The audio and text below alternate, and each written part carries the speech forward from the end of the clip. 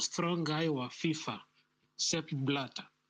The moment tu walimtolea money laundering charges tu hivi na wakazirusha, and they started pressing the issues, they don't care. Wow, they were even threatening to cancel all those things like Adidas with their whatever, they were sponsoring FIFA. They were planning to cancel all that. They were pressuring banks to, freeze all assets of FIFA. Ilibidi Sepp Blatter amesikiza and he resigned. Within a few days, he was gone and he was gone. So, these guys, they decided to mess. I think Adani are the ones who shot themselves in the foot. Whatever they have been doing all along, unajua ukiwa unafanya mambo mbaya, at some point hizo vitu zinatokea and they start eating on you.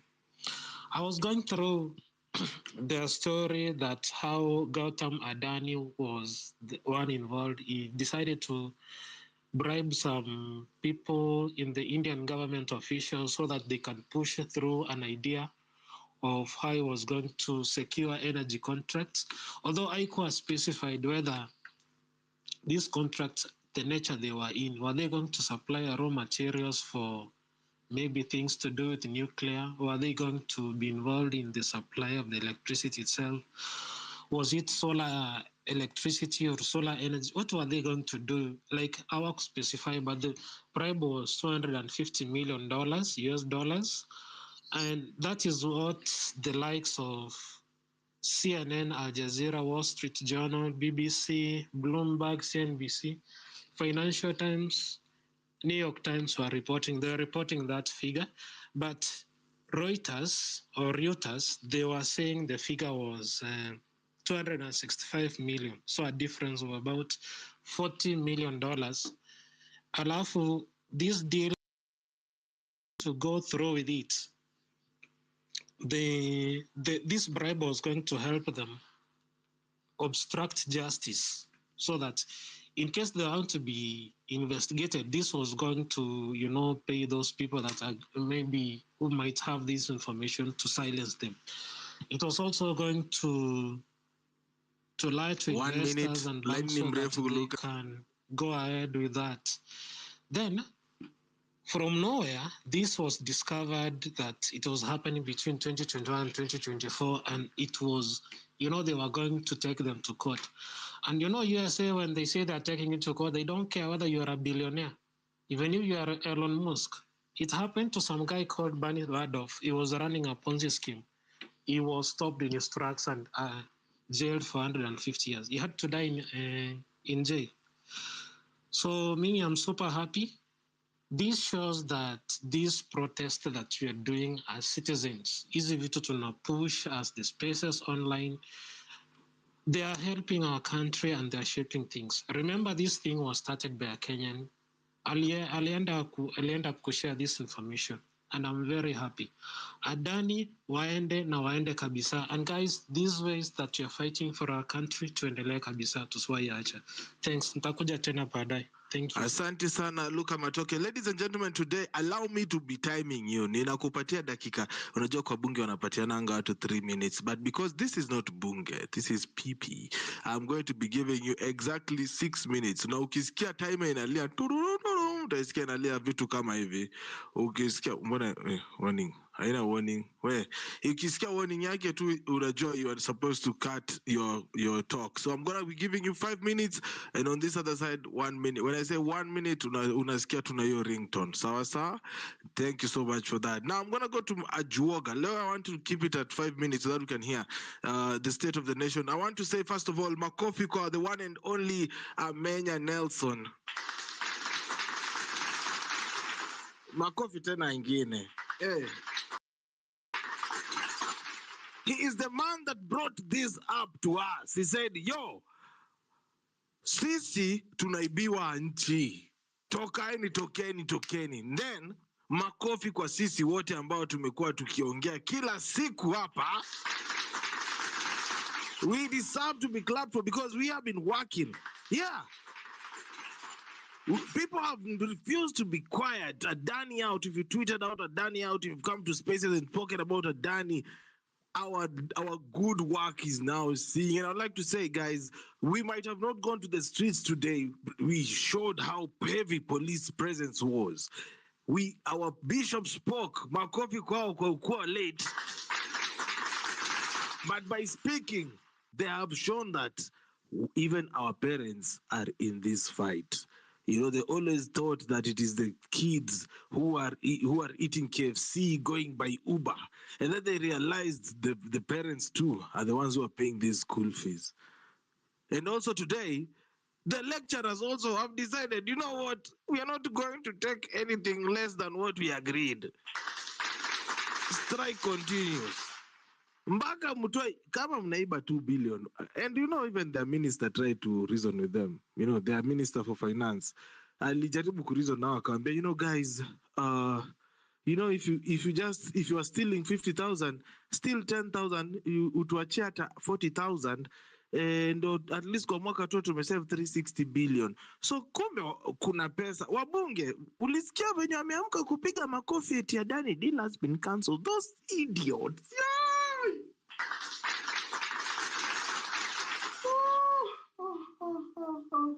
Anyway, let me go to Ajoga. Your 5 minutes starts now.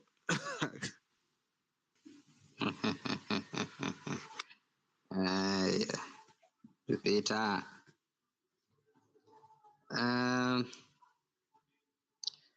I think na nimeona huyo mtu akisema very emotionally started talking some things about demonstrations that he cannot be able to differentiate between a criminal, a treasonous person and a police.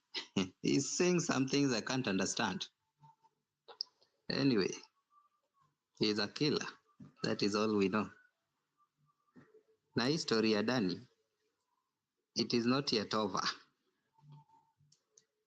We want to know the money that was facilitated to go to India. Ilikuwa pesa ngapi? Na pia wale watu wote wenye wale hiyo agreement sasa itoke nje, wa Kenya wajue ni nini ilikuwa ndani. Secondly, I think the next thing sasa tunafaa to investigate sana ni mambo ya SHIF. Pesa yetu ya SHIF iko wapi? Hiyo lazima tujue. That is the next. The third one, 104 billion that was to improve ICT infrastructure ya SHIF. Hiyo pesa iko wapi? Because Adani was involved in this, Safaricom was involved, and Kenyan government. Now that Adani is not there, pesa iko wapi? That money has to be refunded, because if Adani has to go, it has all to go. Lazima yote. Adani, makende yake yote, Adani na makende yake yote, lazima waende wote. Language, Ajaga, language. You know, I stopped being diplomatic, Peter. Not on my show, though. I stopped that long time ago. But I withdraw that. We have to ensure that hizi pesa zote zenye this government has mishandled or misbehaved with has to be refunded to Kenyans. Right now, we cannot account for 104 billion. Atujui hiyo pesa iko wapi? If you go to the hospital, there are no doctors because interns wako home. Now 104 billion, hiyo shift is not even working. So we still have a lot of questions. Na lazima tuhakikishe wale watu wote wenye walikuwa involved, wakina Murkomen nani, we have to know what was this content in Adani and how much was used to facilitate all these processes. Thank you so much, PP. Thank you for that. And we saw influencers actually who went to India. Akia nani. Na ikaja kuna do until ikuwa ni ya kufanya kazi ya ukweli. How are you doing, MMS Choir? Habari yako akili? Thank you so much, Pipita. Habari yako? Niko poa kabisa. Your 5 minutes starts now. Talk to us. Thank you so much, Pipita. First of all, let us celebrate that Adani imekuwa cancelled. Imekuwa cancelled because of the noise tumekuwa tukimekia. That's the reason why Adani imekuwa cancelled. However, I think we should not celebrate that much kwa sababu if I heard the president clearly, and Pipita will correct me kama nimekosea, he said ana cancel hiyo deal ya Adani ya JKIA and Kentraco Additionally, he said, I may advise the ministry to seek alternative partners. So that means the intention of privatizing JKIA bado iko hapo. But kwa sababu Adani ndio kitu imesikika sana imekuwa cancelled. So what I'm trying to tell you is that you guys, there's something called rhetorics, Those guys who have done political science, whereby someone anaambia ile kitu mnataka kusikia. And Ruto has tried to tell us what we want to hear, that Adani has been cancelled. Yes, Adani has been cancelled, but what was the intention of you entering into a contract with Adani? They wanted to privatize JKIA, a very sensitive infrastructure in our country. And this man has gone ahead and saying that he has advised the ministries to seek alternative partners. That means, bado mambo ya privatization niko. We still have a bigger fight. Hasa tujue who is next, nani anakaribishwa. Another point that I have picked from that statement.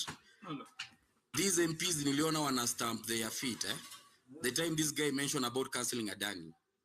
Any reasonable person. Walisimama bwana, walisimama kama Any reasonable person, Pipita, angekuwa manza ku draft impeachment motion against President William Ruto, because what he has done, he has tried to put our sensitive infrastructure at risk, and he has admitted it.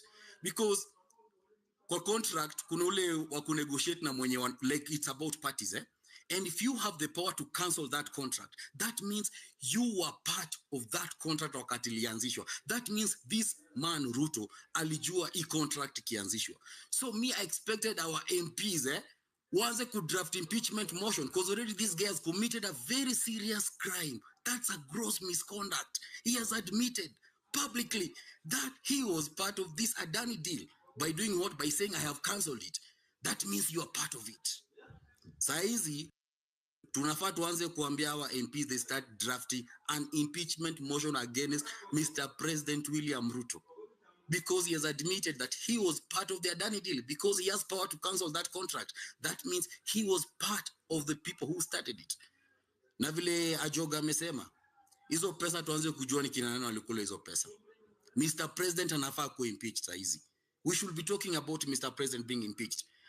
I expected Mr. President to revert the university your model yenye wameleta. That's some of the things nilikuwa na expect, because hizo vitu zinatuumiza. This man has not talked about that thing. So Kenya nawaambia, as we celebrate Adani, just know that it's getting from worse to worst. We are at worst because we don't know what these alternative partners that Mr. President has said they'll be sought. And again, the president has admitted that he put at risk our very sensitive infrastructures. Mr. President should be impeached right now. Saizi our MPs nilikuwa na expect wana draft motion ya kumu-impeached. But kwa sababu US things have changed, wakati Adani amekuwa inducted huko by the Department of Justice in the United States, Ruto knows very well. Huko Adani hezi toroka because there's new administration. Hii sila administration ilikuwa na support Ruto. It's a very different administration. He knew hii Adani itamwaribikia, ndo maana ametoa jina Adani haraka haraka, kwa sababu huko US mambo imebadilika. Hata historia ya Haiti at the same time, if you guys have been following news, umesikia the government spent money expecting talipwa. But remember, these promises were made na Joe Biden. Ayuko saizi is not the president. It's a new presidency in the US. So there's just a lot that's going to change. But let us not celebrate it. Let us try to have a deeper thought into why these things are happening. Uone Ruto amecancel Adani kwa sababu leo Adani amekamatwa huko hivyo by the DOJ of the Department of Justice. And Ruto akajua hapa hivi huko hizi toroka because there is a new sheriff in town, Mr. Trump. So wacha ni mtoe hapa mbio mbio. So let us celebrate wakati tumeona mambo na kuprivatize JKIA yetu hakuna na hakuna na hakuna, because he has admitted that KWS alone will increase its income by I think almost 43%. Then that means even that JKIA, it can be made to increase its income and profit. Kama wamefanya KWS ati sijui increase income by 43%, what can they do kwa JKIA? So hiyo mambo kutuambia they are going to seek alternative partners, hatutaki kabisa. Wacha JKIA kwa JKIA, ndio at least we can feel we own something. Hatutaki kufika wakati hata kutoka hapa ni shida. Tunataka to feel that we own this country. And I can say, let us keep 1 minute. Let us keep making the noise. Pipita, make the noise. Let us make this noise until Baba Shalin asikie. Because already jamaa anafaa kuwa anakuwa impeached. Comrades from Moi University, you guys don't joke with any person hapo hivyo. Tell all these people to run away because wanaharibu future yenyu. I drop the mic. If I have another time, I'll speak. Thank you so much for that, Square. All right. Ladies and gentlemen, thank you so much for tuning in here on Home Run with PP. And of course, today we are having a special Thursday meeting of State of the Nation. And noise cancellation. Yeah. So we are having a special State of the Nation kind of conversation where the country has just listened from the president himself. Is it hard from the president himself, saying that the economy is growing almost 5%, among other things. And I remember last year we streamed the State of the Nation as well. It was on 21st. It was on, I think, 9th of November last year, and it was a different set of lies, but there were similarities, including bei ya unga, bei ya fertilizer, bei ya mahindi tatoka ngapi, all of these things. But let us get into more conversation. I see Mau, your 5 minutes starts now. How are you doing? Peter, good evening, good morning from where you're getting me. I'm good. Duele, I'm happy. I'm a little bit excited, and it's because of our push. Lakini, let me put a caveat. Huyu Loot All alitupromise ya kwamba atatengeneza IBC in 10 days after the Gen Z's maandamano. That to date haijafanyika. Alitudanganya about the austerity measures, hiyo haijafanyika. Kwa hivyo, to me, as it comes as a surprise, it doesn't give me a full guarantee that he means his words. This is a gentleman that is known for his lies. We tell him that we no longer want to hear about sweet words. We no longer want to hear about rhetorics.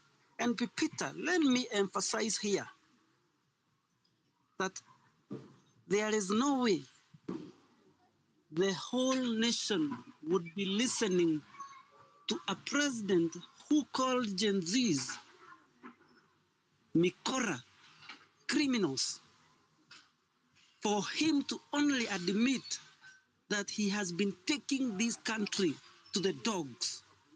Because by him purporting to cancel Adani is now admitting that this country is headed to the dogs. He was leading the country to the wrong direction. I hear people say that why didn't we complain when we had the last regime? Yes. Who said that we didn't complain? Who said that two wrongs must make right? We give you opportunity to rectify. If you know that there are people that need to be indicted, there are people that need to be behind bars, you have the power. You have the instrument of power. You have the instrument of criminal justice. What are you doing? We can see that the US is swinging to action swiftly by inducting one of the non-criminal, one of the biggest criminal after the drug barons. This is the economic criminal that is moving very quickly, encroaching economies of several countries. We are now seeing that the moment America decided to make a choice of the right president, things have started changing in the whole world. That is why you can see Meg Whiteman has left our country. That is why you can see now this president is now trying to please Donald Trump so that he can gain his trust. I'm telling you, we are not going to fall to that trap. And I'm urging Kenyans, don't fall to that trap. This guy is playing with our mind. We want she and Sha working. If not working, let's go back to NHIF. We want more university working. We are not going to buy to that university that is starting from scratch. We know that they have borrowed loans using Moi University assets. We refuse completely to be duped. Fellow Kenyans, let's continue soldiering on. Let's continue fighting online, on the ground. Let's make sure that wherever we are, our influence is felt. Let's make that influence palpable. We have to let them understand that this Kenya does not belong to them, to their mother, to their wives. This Kenya belongs to all of us. This Kenya is for you and me. This Kenya, we elected them so that they can represent us. We elected them not for them to go there and dictate what they want to do to us. They must consult, and consultation must not be cosmetic. It must be felt. This is not what has been happening. So that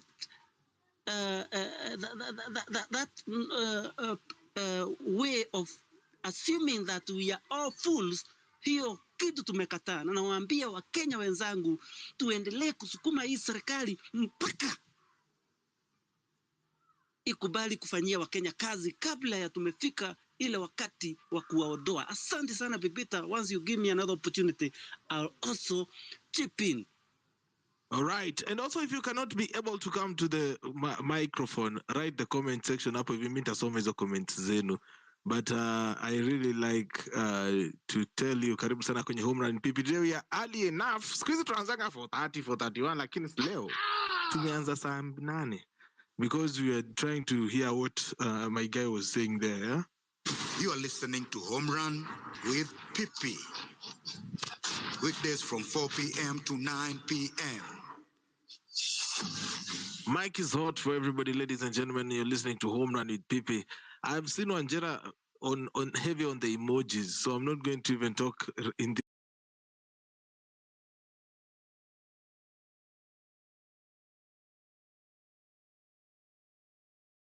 yeah, sijui hospital iko na gava iko na deni ya hosi like ya 150M. Crazy too, but news za leo ya Adani kukuwa indicted ndio imekuwa the best news for Kenyans. Na sahi like kama MPs wako serious sahi wanafaa kukataa like kila deal, na judiciary inafaa kukuwa na lawsuits against your PPP. Juu hii ni mambo gani? Airport ingeenda, mambo ya Ketrako ingeenda, ndio tubaki kama maskini nchi yetu. Haiwezi kuwa. That's my two thoughts. Okay, thank you so much, Mushiri. So it's just a general space. Feel free to request the mic and give in your submission regarding your general feeling towards President William Ruto's State of the Nation address. Do you feel like he's winning back the people by cancelling Adani? Do you feel like he's a listening president the way some of these members of parliament are portraying him to be? Do you think that we will see another Muhindi being sneaked in after Adani has been allegedly kicked out by him? Do you feel like he's just playing mind games because he's known for that? He's a very good politician and not a leader. So I'm going to bring in Mudiora. How are you, sir? What do you have to say? Thank you very much, Edgar, for hosting us yet again on an important day such as this. It's always a pleasure that you've given us a space to connect and share ideas.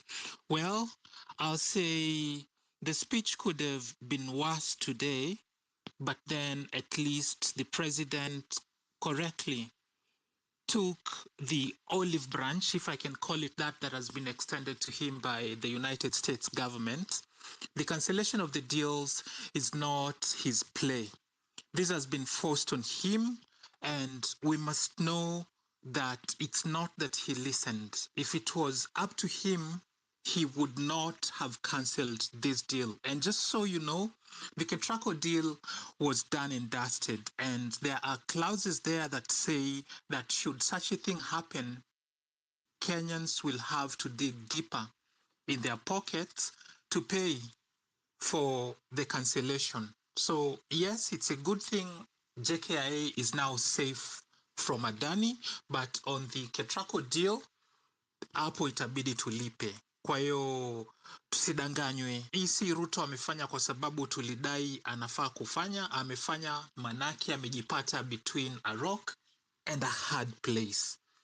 Now, that said, ningependa mkumbuke kwamba leo alikuwa atuambie amefanya nini kuhakikisha zile treaty za kimataifa zinakuwa implemented ambavyo Kenya ime sign off. On Saturday, Kizza Besigye was in Nairobi and he was abducted and taken to Uganda.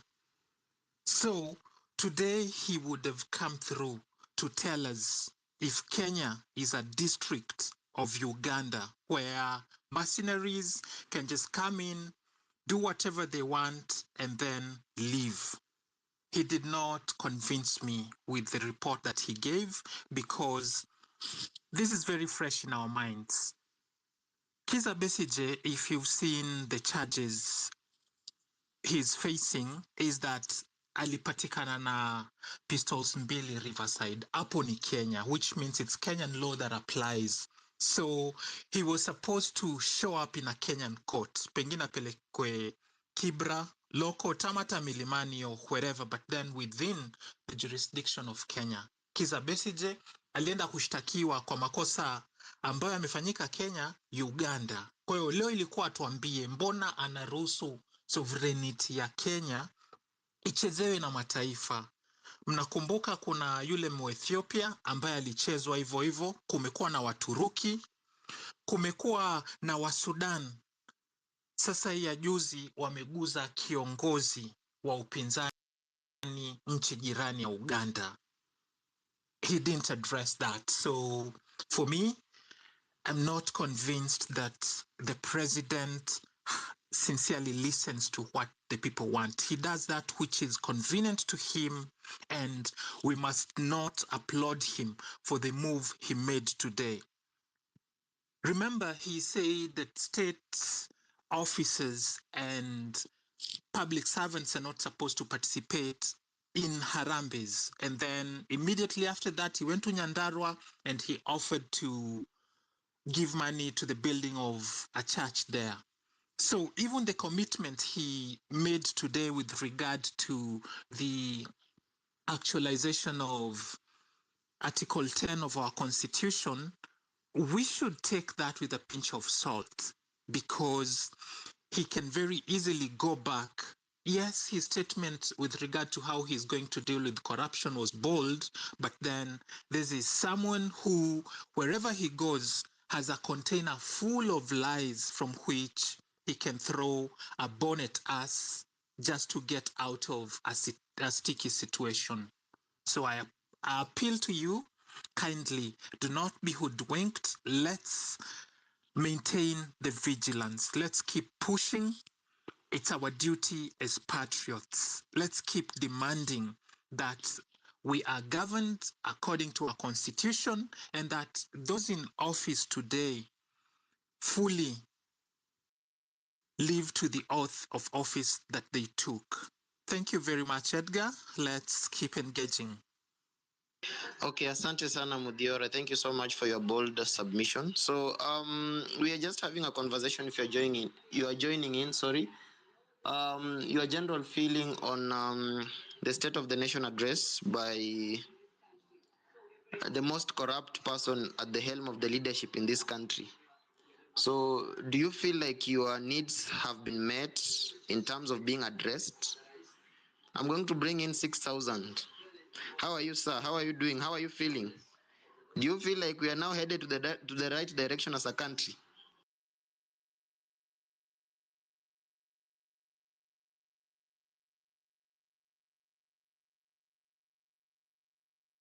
$6,000.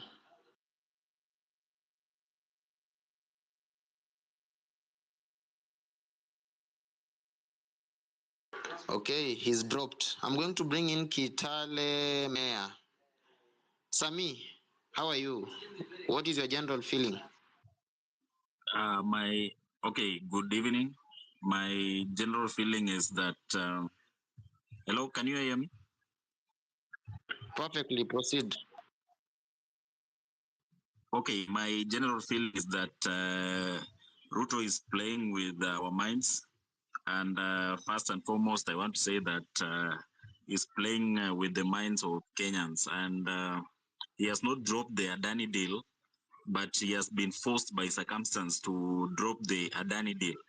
Kenyans should stop thinking that Ruto has listened to them. No, Ruto has been forced by circumstances, and these circumstances involve the PPE Act, which says that if director of Adani or is convicted of any crime, offense related to professional conduct within a period of 5 years preceding the submission of the proposal and have not otherwise been disqualified pursuant to administrative suspension or demanded proceeds. I'm reading the Public-Private Partnership Act.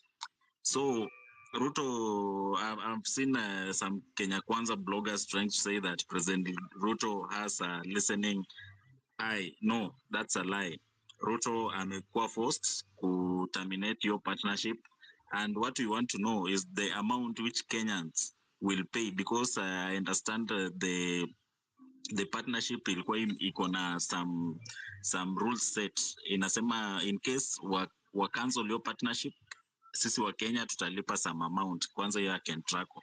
So waziri wa energy atuambie imekuwaje na tutalipa how much for the damage. And then another thing, hakuna vile waziri wa Kenya Kwanza anaweza amka asubuhi apeane press aseme wa Kenya, mtu ukiwa na makosa umepatikana na makosa US, hiyo makosa si same. So alafu Ruto anakuja anasema direct oppositely what waziri said. So hapo unaona Ruto is trying to throw the ODM professionals wenye Raila alimpea under the bus. Hiyo ametupa huyo Opio Wandai under the bus. So Ruto awache kubeba Wakenya ufala na Wakenya tuendelee kuinject. I think I'm done. Okay, asante sana Sami. Thank you so much for your submission. Khalid, mkono yuko juu. Yeah, I don't know if it is me, but have you noticed this guy? Wamebaptiza Shah and She to a new name. I think hiyo Taifa Care. Now, my question is Taifa Care different from Shah, ama it is the same thing?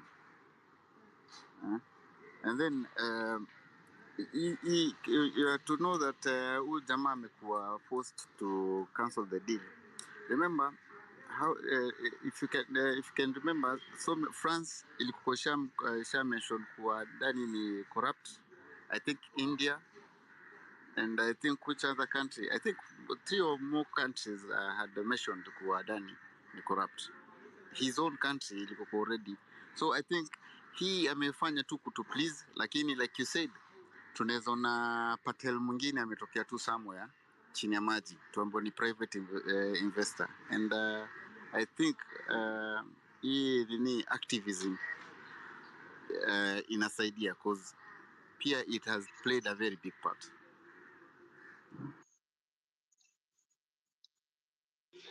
Thank you so much. Thank you so much, Khalid. Julie, hi, how are you? What do you have to say?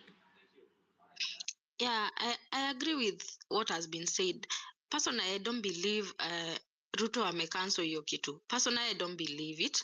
But because how comes a CS in the morning comes and says it will not work like the way we are saying it because of the it working in US and it won't work here. Then he comes and cancels the thing.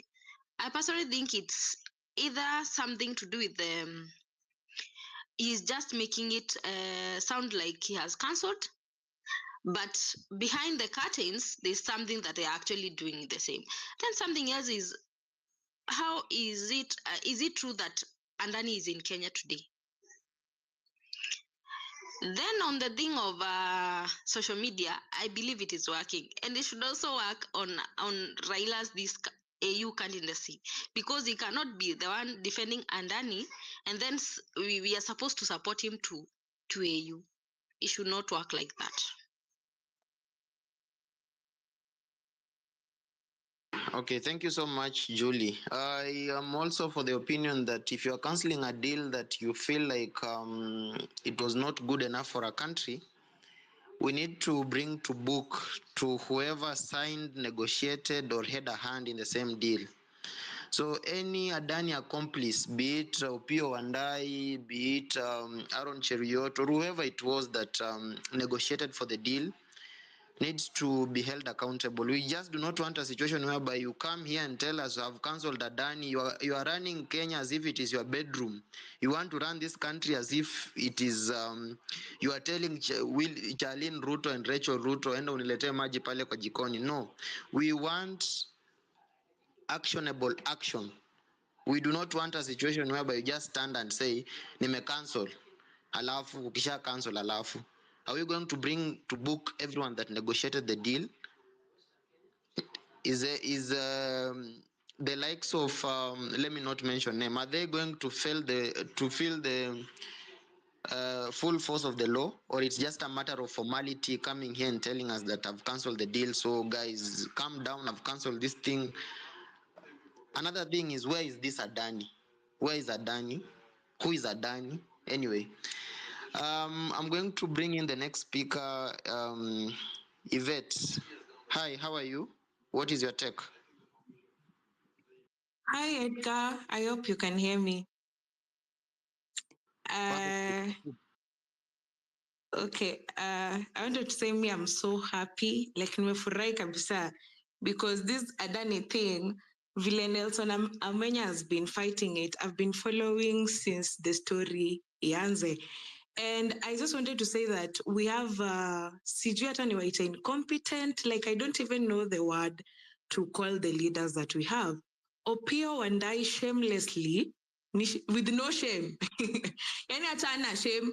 Alienda leo could defend the thing, and he was even saying that the indictment is speculation. So he was trying to say, whatever US did, their due diligence is better than your US, so them they are better than US. So I was shocked and like, hey, yani watu hata hawana shame. So he's just gone there to defend himself and of course his party leader and their interests. And it's so sad that these are the kind of leaders that we have. But thinking about it, there's this book that I was reading, and I got to this part and I thought about it. Many leaders, they're usually the leaders that people choose are not the best and the wisest people of the country, because the best and the wisest people in a country don't go for such posts, sijui kwa nini, but study is showing so.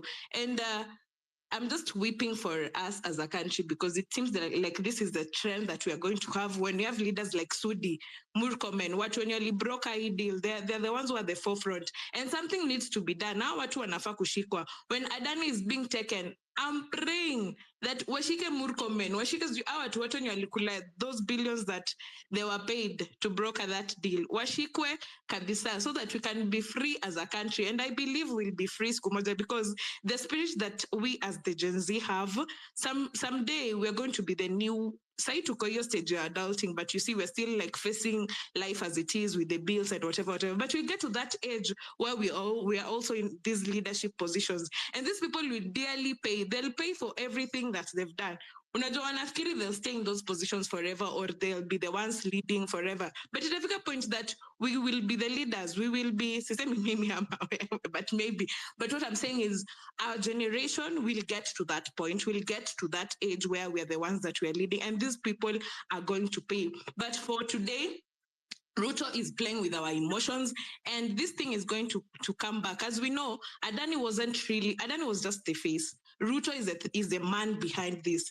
He's just creating generational wealth for himself and his family and his generation to come. So he's just using Adani in the face. So he's going to find a way. And I'm still wondering, Adani imetokea leo or Jana, I don't know when, but I think today is when I've seen it much on the TL. So before this, today he planned to have the addresses. Indo imekuwa his main agenda today. So before that, what was he even going to talk about? So it means he's just taken an opportunity. Amona vile things are hot in the country, people don't want him and people want him to go. So he's taking advantage. Akanatu ile kitu yenye ineza like propel his mileage kidogo, like inampea mileage. Hey, yawa. Kusema hiyo word imekuwa ngumu. Like it gives him asonge mbele, like apate sifa for himself. So he's just used it to get people back to his side.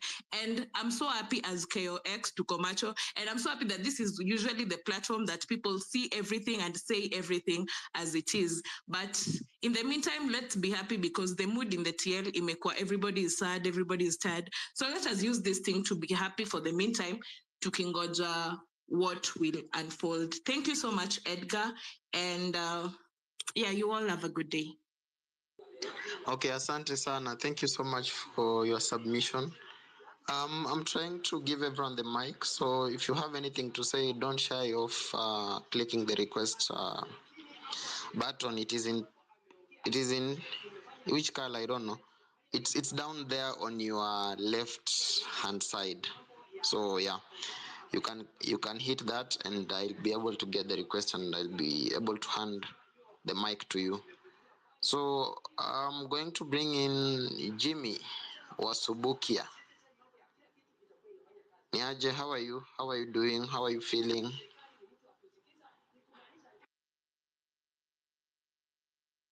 Jimmy? Okay, kama hayuko, I'm going to go to Cornelius Mbiti. Okay, hi. How are you? I think you can hear me probably. Yes. I just want to give my opinion on the same, and I want to start on the cost of procuring a deal. I think there has been a lot of report about people being sent to India to take part in the diligence report. I don't know what about the cost, about the feasibility of the project in Kenya. And I think that alone has taken millions of, or even billions of shillings. And again, if you look at the real problems that we are having as a country today, those are the values of money that actually we can use to meet some of the things. For example, we have lecturers that are striking today, and if you see the kind of the things that are taking place in line with the lecturers that are striking, and comrades are not going to classes simply because somebody is sleeping on his job. So these are some of the things that actually we need to voice them out, because there is no point. There's no point in procuring or moving from the stages of collection of intelligence and even going to India to try to see whether they are going to have public-private partnership going through, and then the president comes in and cancels the deal at later stages, because the Adani for Ketraco has already been signed. All these processes has taken a lot of resources, and there is no value for money at that point. So I think as Kenyans and people of integrity, we need to come together, and before even a project is carried out, before even we start talking about a project, we need to voice out our concern whether the project will be viable in terms of resources that are going to be used. The other issue, and I think this is an issue that we need to look out, is about our parliaments. You have seen, you must have seen today, our members of parliament were loud and clapping when the president cancelled the deal. And these are some of the people who have been telling us how Adani is one of the best to make our airport, or even to make our electricity become better. And if we need to have an accountable parliament that is not married to the executive, then we need to call out these MPs. I think the biggest problem in this country is our members of parliament. If they have not been swallowed by the whole executive, then I want to say, I want to submit that we might have a better country, or a better people to oversee what executive is doing. And again, the president needs to be very sensitive about the people who are being elected or being vetted for cabinet secretaries. Imagine these deals have been secured by a cabinet secretary. I don't know, is it the NIS or who are sleeping on the job? Because you look at 25th, where we have been talking about finance bill 2024. The president waits until we have raised our voice up to the maximum, and he comes out and he cancels out everything. This is the same. He has waited all along until we have talked, we are tired, until he cancelled out everything. And that's why, if either the cabinet secretary or even the members of NIS are sleeping on the job. And when we are talking about government projects, I think we need to find a way, when they are making out, when they are designing at a very minimum level, we need to come out at that stage and be louder enough so that we avoid a situation where even our resources are being wasted without getting them back. So I think those are my points, Edgar, and maybe thank you for the opportunity. Thank you so much. Okay, thank you so much for your submission. Amudiora, your hand is up. Yes, I just wanted to add some bit of information to those who are with us here that in 2017, President Uhuru Muigai Kenyatta cancelled the Aror and Kimorer Dam, but Kenyans will continue paying for that stillbirth project till 2035. You can imagine, this is a project that has not benefited any Kenyan, will not benefit any Kenyan, but we will keep paying for it until 2035. So those who are persuaded to commend the president for the move he took today should desist from these, should I call it, naive joy, because it's not going to help us. There are deals that government officials get into not to do any project that will help Kenyans, but to make money for themselves. Those who cut this deal already have money in their pockets, and we, the people, will pay for whatever cost that was. So right now, we should rally to ensure that all information with regards to these deals is made public so that we can attach that to the ongoing court cases, so that we are not made to pay for projects that will be of no value to the Kenyan people. So just so you know, there is 23 billion with regard to the Aror and Kimorer dams that we will be paying for till 2035. And there are even some loans that were taken in the 70s where we had similar cancellations, but Kenyans have continued to pay for them to date. So this is really bad that someone got into such a deal on our behalf, and now it has had to be cancelled. And if you are careful to listen to the president, he said that they are going to look at alternative partners. So that tells you that they already have people who are waiting on the sidelines. So that means another deal.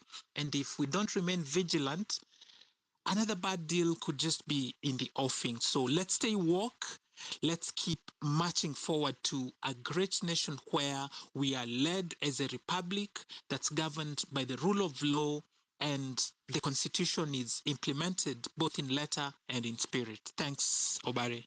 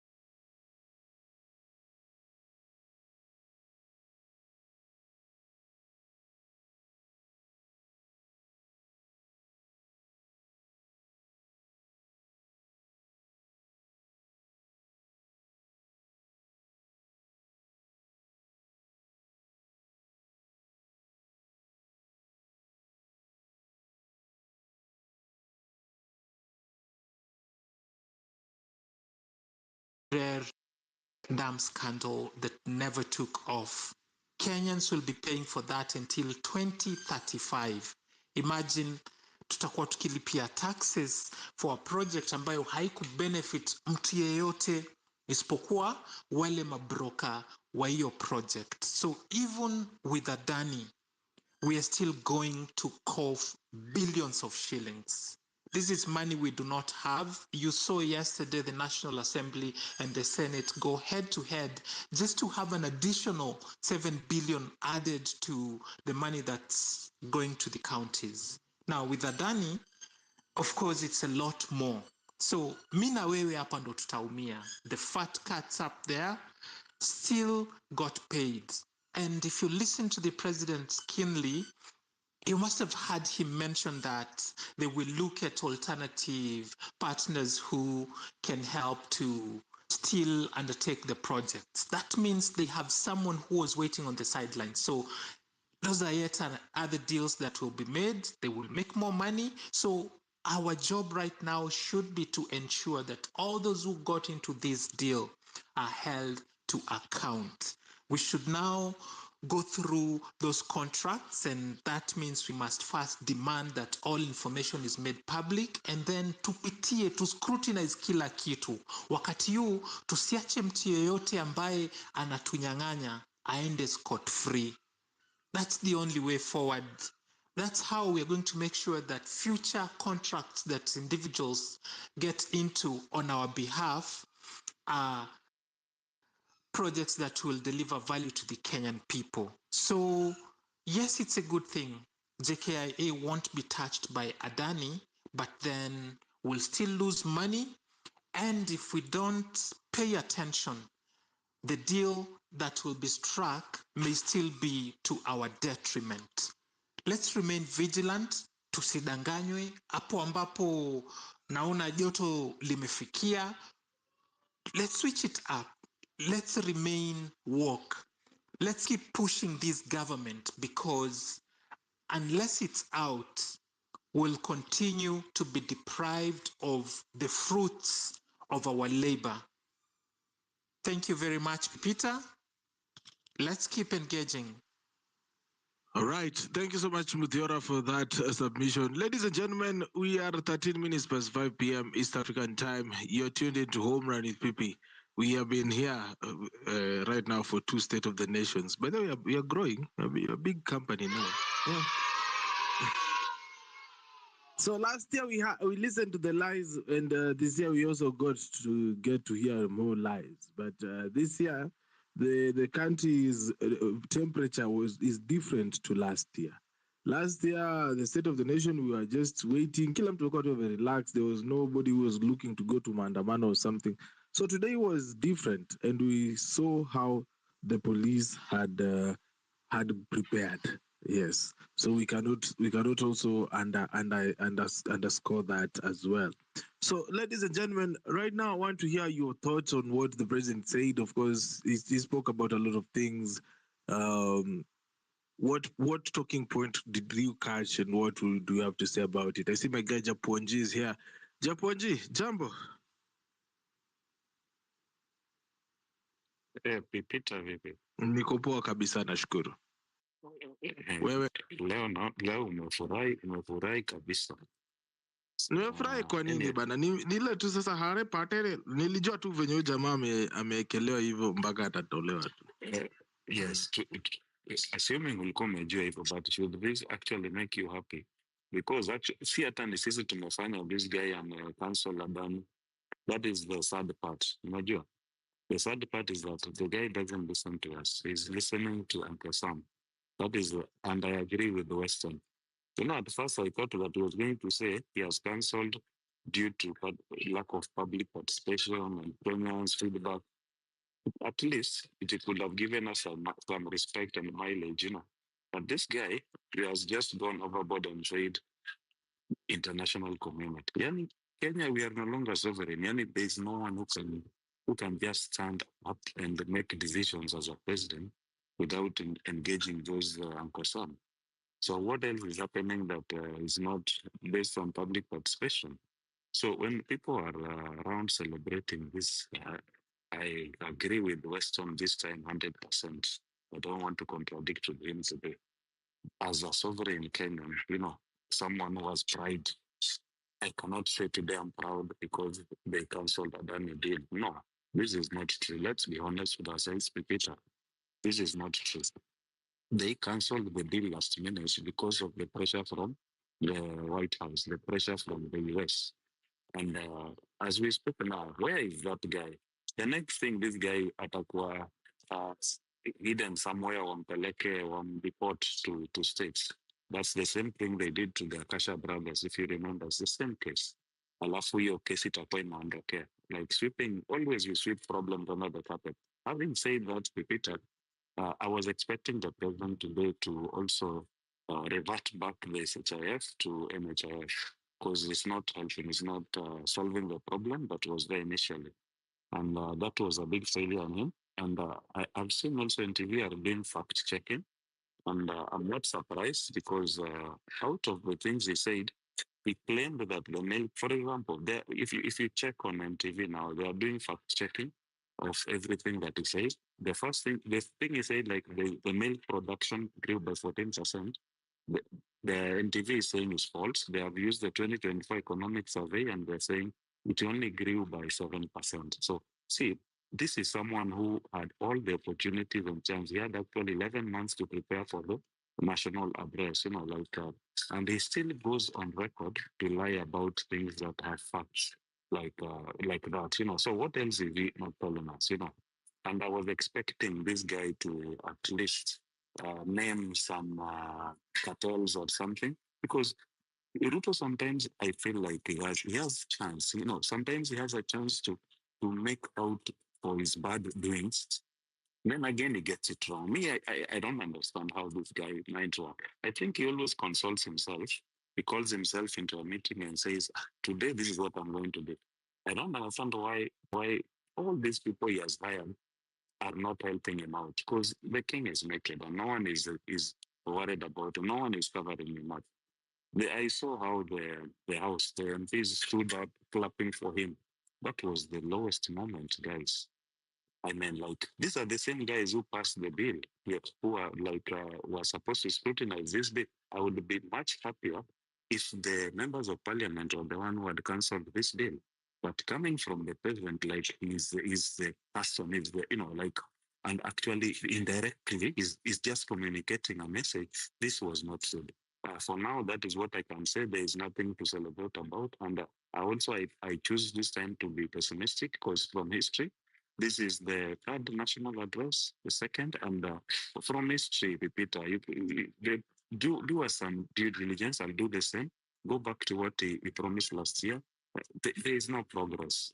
Peter, there is no progress. When you say that the economy is growing by 5%, but the debt is increasing, and actually the only companies that are making profit are the banks, So there's something wrong. We cannot use the unga during harvesting to justify that the economy may grow. Come on, we are not fools. Kenyans are more informed. We are smarter than this, and I'm sorry to say, there's nothing to celebrate about. Now we have to keep fighting. And it's so sad also that all this fight we've been doing and trying to inject and push things on the street, he doesn't recognize that at all. This guy is just massive. I don't know what to call this guy, but Peter, I'll be listening, and that's mine for now. Thank you, Japonji, for that. It's 20 minutes past 5 p.m. Tribeless, how are you doing? Thank you so much, Pepita. Thank you so much, Kenyans. We are assembled today here to discuss about the state of the nation, not the state of the nation addressed by Mr. Ruto. We are here to discuss the future of our future, the future of our children, and the future of our beautiful country. Pepita, today I am a very, very, very, very sad man because what the president discussed, what the president said, and what I see people celebrating online, I am a very sad Kenyan. Why? This is the typical Ruto. He creates problems. He creates problems himself, pretends to be solving them, and then comes to take credit. And then he wants to fool Kenyans that he's working. How is he working? We did not tell him to go and bring Gautam Adani here. He brought him himself. And then now, from the word go, Adani was fraud. Adani was a bullet waiting to hit. And then today, he comes to pretend to be solving it. And I'm even more saddened by the members of parliament. I am a voter, and there's nothing I can use, no adjective I can use to express how sad I am at Opio Wandai, my member of parliament. I am ashamed that I went to the voting booth to elect Opio and I'm just very happy that I left ODM. I'm very happy that I bit the bullet and said, no, I cannot continue supporting ODM anymore. Because how can Opio and I wake up in the morning, Peter, to come and defend Adani? I mean, you are so shameless. You have lost your dignity to an extent that you come and defend a company that has been indicted in corruption to come and run our energy sector. For heaven's sake. And this tells you, Peter, how there's a breakdown communication in the executive. A whole CS Energy did not know that this was going to happen. And Peter, what saddened me more today in the State of the Nation address by Mr. Ruto is the way the MPs were cheering and celebrating him when he cancelled Adani. I mean, these are the same people who are supposed to oversight the executive. If you are this happy that it has been cancelled, then you knew, that means you knew that this was a fraud. This was a source of corruption to this country. Why didn't you call it from the word go? Why didn't you look at Mr. President in the people of his eye and tell him, listen, this is not good for this country? You kept quiet because you wanted to be in good books with the president. I have seen the member for Elders, Aden Kenan, speaking out now. He is now speaking out boldly, saying, oh, you know, this was from that go, this was fraud. The same guy sits in that committee, and he was defending Adani. What has changed now? That tells you how we have failed as the voters. We went to elections. I don't know what happened with us, me included. But I want to tell you, Peter, the democracy of this country is going to take a different trajectory in the next election. Trust me. We are not going to go back to elect such kind of people because they are being bribed with as little as 10,000. Today also I'm very sad because my grandfather the other day paid for dialysis, something he did not pay for under NHIF. And the same people are coming to parliament to defend. I don't know, it's called she, show, shoe. I don't know what it is. Because if the least fundamental basic thing, it can't serve the people. If you can't serve the people, Peter, what I am demanding now as a Kenyan youth, what I'm demanding now is the resignation of Opio and the first thing. Two, the resignation of the president. That's what I'm demanding as a voter. Because that is the president has got us to where we are. He has come to parliament to try and take credit for a few things. But when you look at the overall picture, I can tell you for sure, when you look, Pepita, when you look at the overall picture, I can tell if you are a government that you cannot provide quality education to the youths, you are opening gates to jail. And that is what the president has done because the funding model is not working. The poor people are being placed in higher bands, while those with authority and ability get free money from government. And as I land, I want to tell you, there is nothing to celebrate on. In fact, it is even worse. There is nothing. That was a shroud State of the Nation address done by a corrupt and deceitful president who is behaving like a lion. He has gotten into the haven of goats and sheep and is busy mauling Kenyans. The earlier we wake up, the better. Thank you. Alright, Tribeless. Kuna mtu anasema kwamba Opio needs to apologize to Tribeless directly. That is Barak PhD. Thank you so much for that, Chris Barak. Let's inject. We want our country back. We must get our country back, ladies and gentlemen. I see we have the one and only Moto Kitchen, yeah, and also Cicero. And also I see Rikina Redemptor kwenye listener panel. If you want to talk to us, request the microphone and talk to us. This is Home Run. Moto, talk to us. Good morning, everyone. Can you hear me? Yes, I can hear you.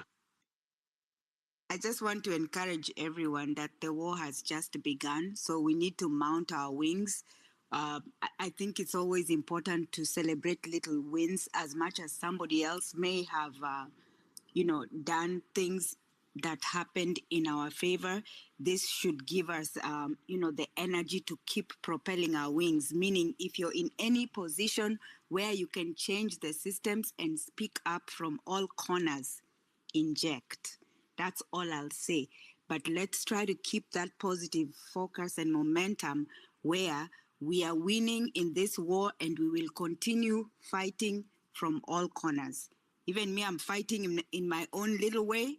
But just remember that the key is we must have economic liberation for our families, meaning the farmers in the family must be economically liberated so that we can be able to feed ourselves in future. I just wanted to remind you guys that. I know I've not been on the spaces for long, but as we fight this fight, remember, it's all about economic liberation within your family unit. We are moving all in unison, so keep injecting. I'm proud of you guys. Celebrate every milestone because everything is working in our favor. So whatever favor that happens, we must keep positive and keep pushing. That's all I have. But I wanted to say hi to you guys. It's been a minute. Sana. But yeah. We're fighting. We're fighting even from our end. Diaspora, wake up. That's all I can say. All right. Later. Thank you for that, Moto. I see Cicero is here with us. Cicero, how are you doing? Yes, how are you guys? And I think we're doing good. Yeah, we well. Karibu. I just want to make a few comments, and through that, let me highlight something, or rather, PP Act of 2021, and it says, or it outlines, that the agreements must comply with stringent guidelines, including competitive tendering, unless exempt under specific conditions, and the agreement limits must be duration of 30 years with possible extensions approved by Attorney General and the PP committee. Now, I was just thinking about the value of money, and if you look at the amount that was to be given by Adani to develop JKA, it's around 400 and something billion, or rather, let's look at the one that has been signed, and that is Ketraco, around 97 something billion. If that was to take 30 years, then that means every year we are supposed to, the Adani will give 3 billion shillings to Kenya so that they develop Ketraco or whatever they were developing. Now, if you look at our tax base, how we collect our taxes, you find 3 billion shillings is a little money. It's very small quantity of the amount that we collect daily or even yearly. And if we enter in that PPP, then the value of money in those 30 years will be very, very little as compared to our GDP or even how we collect and distribute our taxes. So what I thought about it when I looked in that perspective, it was that this is a lie or something is wrong with whoever is trying to procure the PPP. And therefore, it is very important for us when these things are coming out, we look at them keenly and examine the value that the country or even us, we are going to get from them. And I want just to say, I have had a colleague say that these deals are cancelled, or this Adani deal has been cancelled because we have made noise. But I just want to differ with you, because Americans have already given a warrant of arrest to this man, and therefore I feel there was a push from America through our president here, so that this thing be cancelled. Otherwise, people have paid a lot of money, backdoor money, to sign this deal up, and most people must be frustrated with this. And again, the president, I don't believe the president cancelled the deal because he really wanted to cancel it. It is maybe the noise that we have made from the word go, and even Americans who are highlighting that the man has been receiving bribes. I have also heard someone mention about education, but our education model actually is not working. I am a very sad man if I remember I have even a pending degree because of these issues of education systems in Kenya. And I think the other thing that we need to inject apart from these deals is to be given a free education in the country. And this is possible because if you look at how we give out money from MPs, from women rep, even from governors and the national government, all of them have a kit to support education. And the other day, the judiciary said very clear that if we can combine all this money in a kit, then it is very possible that we cater for free education, basic, secondary, and even at university level, so that we bridge the gap of the comrades who lack even money to continue with their education. If we say, for example, let's ensure education in university is free, then we support the people who are willing to take even the so-called help, then that will enable the comrades who cannot pay fees and even access something to eat to continue with education. Otherwise, the education systems that we are is on the table, I can tell you this is a monkey trick. It is neither working and it will never work, because we will continue to enrich those who have the ability to pay, forgetting those cannot even have the access to the university. The other issue, and I have tremendous respect for the Ministry of Health, is about shift. This thing is not going to work as planned, because first of all, why would the president even launch something that is not working? If something tells you that either the government is asleep or the ministry is incompetent. That is the one. Because how would even allow the president to launch a program that is not working for this? You go to hospital, for example, an outpatient service, and you find you cannot use the so-called shift. And lastly, I know we are talking about Adani, but let me conclude by saying something about Bomayetu, or whatever we call a housing levy. There is something worrying about this thing, because I am employed, and I am deducted close to 1,000 or something for the so-called housing levy. But when you go to apply for Bomayangu program, so that you can actually get amount or even allocated a house, you are told even to save 200 shillings. Again, remember, a deduction from your salary has already been made.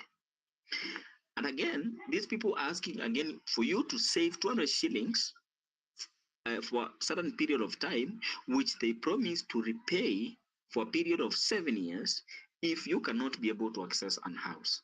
And this is worrying trajectory, because how can you tax me, and if I want to access a house which I have already paid for, you again ask me to save for me to get the house. So the things that this government are doing, they are very, very questionable at every angle, starting from education, from hospital, from this Adani and whatever. And I want to say, wherever you are, let's inject for a better country. Let's inject. Let's tell these people, this is not the time of Moi or even Kenyatta that everybody was asleep. We are awake and we have ability to question what they are actually doing. And our noise have actually made some progress, a better progress, because we are articulating issues that are there and issues that are good. So what I want to say is that thank you so much, Peter. And if we continue this trajectory, then I can tell you we are at good hands. Thank you and good evening. Thank you, Cicero, for that, and also for highlighting that issue that is that is actually the CDF. You know, we dispense a lot of money through CDF, and of course, we could just have it in one kitty and give people free education. But you see the way the MPs were clapping. I'm asking a question here. Were you satisfied with the State of the Nation address? 12.5% of you are saying yes, 25% are saying not really. 62.5% are saying more lies, more problems. Go to my latest tweet and make sure you vote right there. This is Home Run PP, and it's 37 past the top. You are listening to Home Run with Pippi. Weekdays from 4 p.m. to 9 p.m.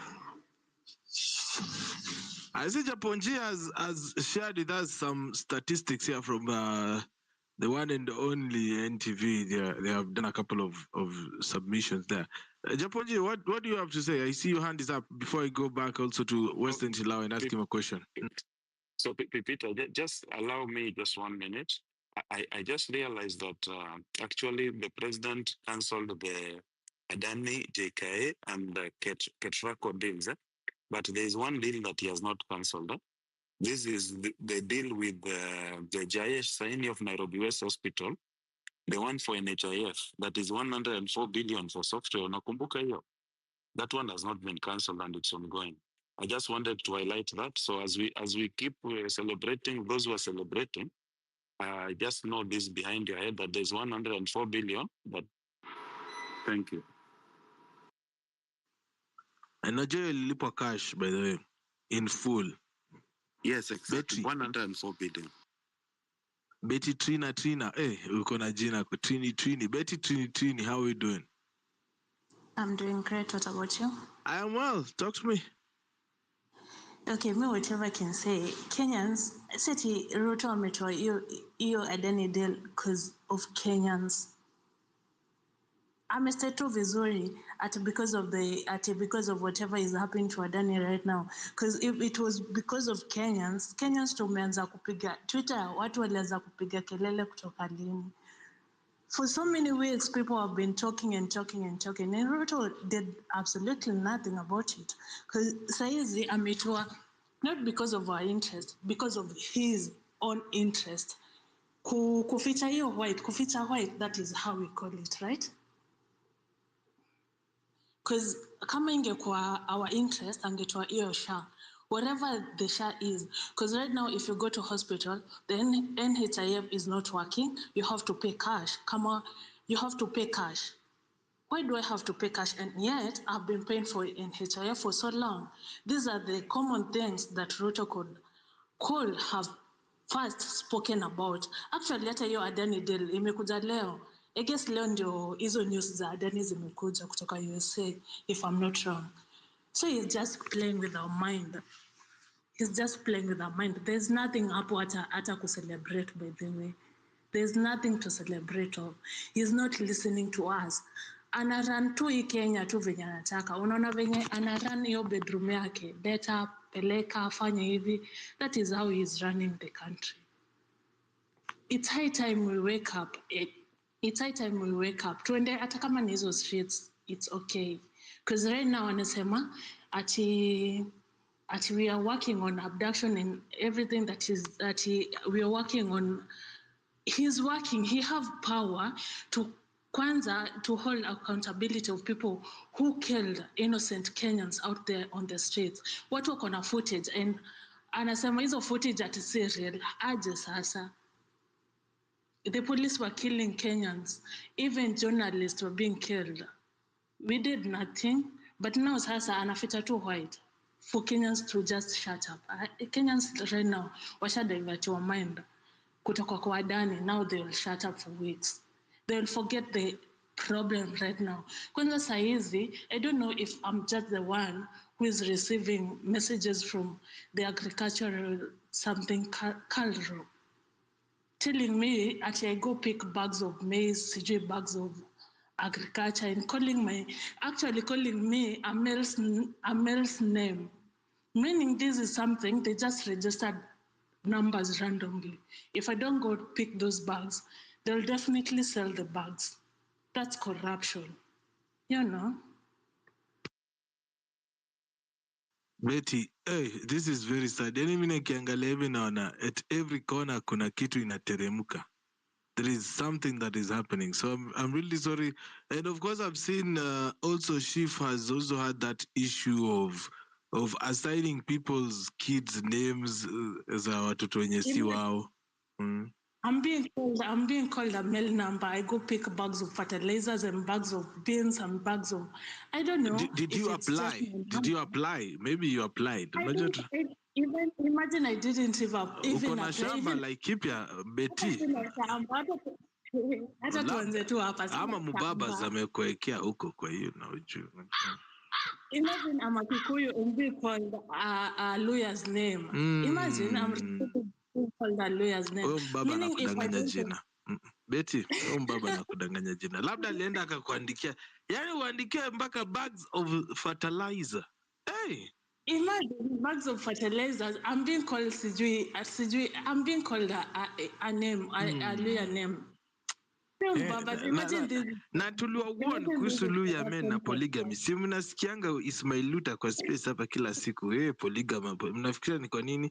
Na hivi ndio hamjui mabibi zao kwa sababu huku nje wanaita majina za mabwana wengine. Sasa unaona kawe labda hivyo ndio umeseviwa kwa account yake. Anyway, sitaki kuvunja boma leo.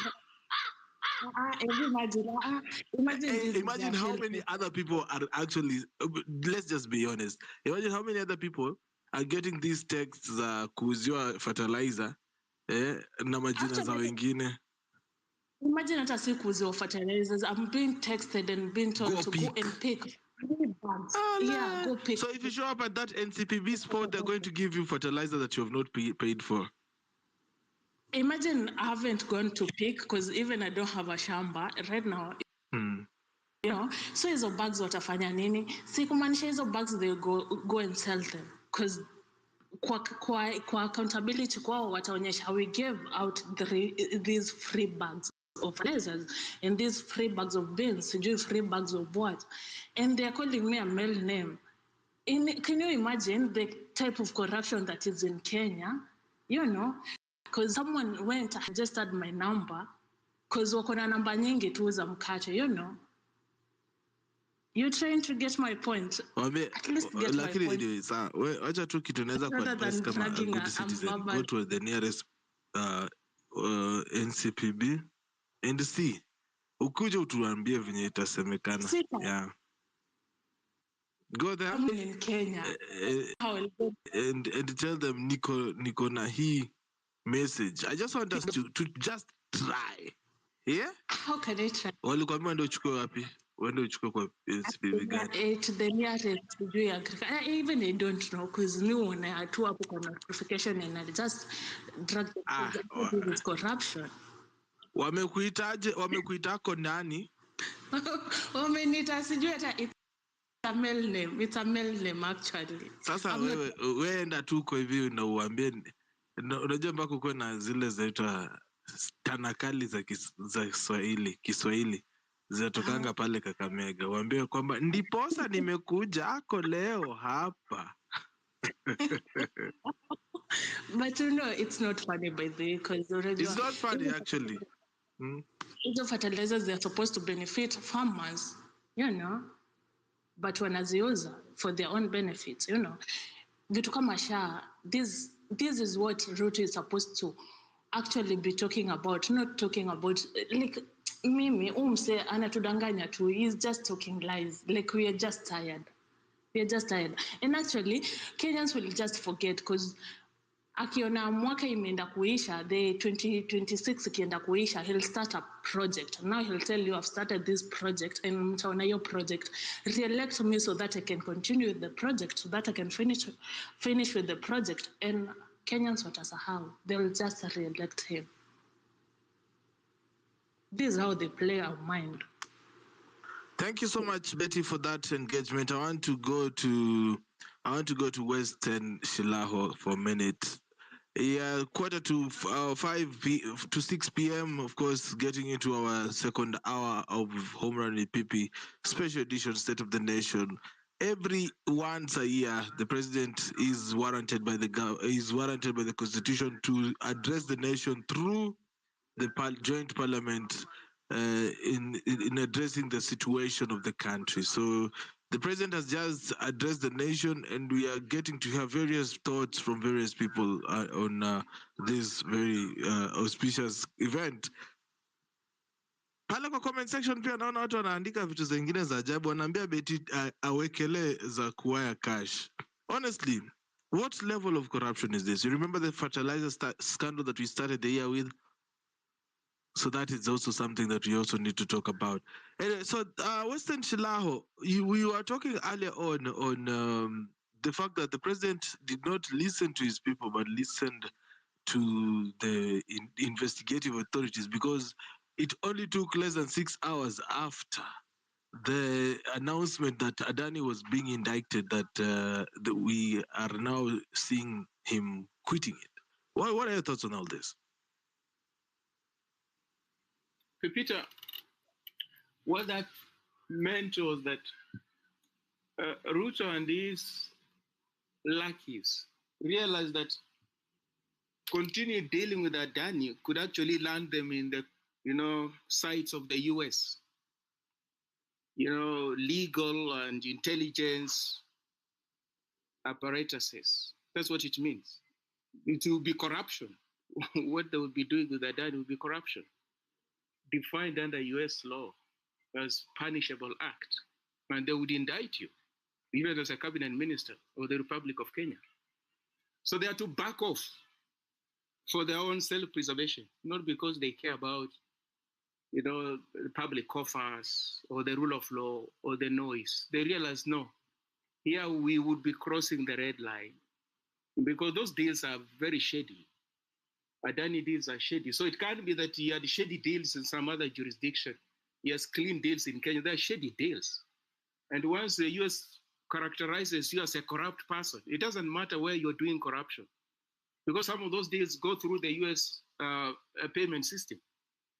So by that very fact, you are contravening the rules and laws, and they will come after you. So they backed off. It's no longer about Kenyans speaking on social media, on space. The matter is now where we have no control over.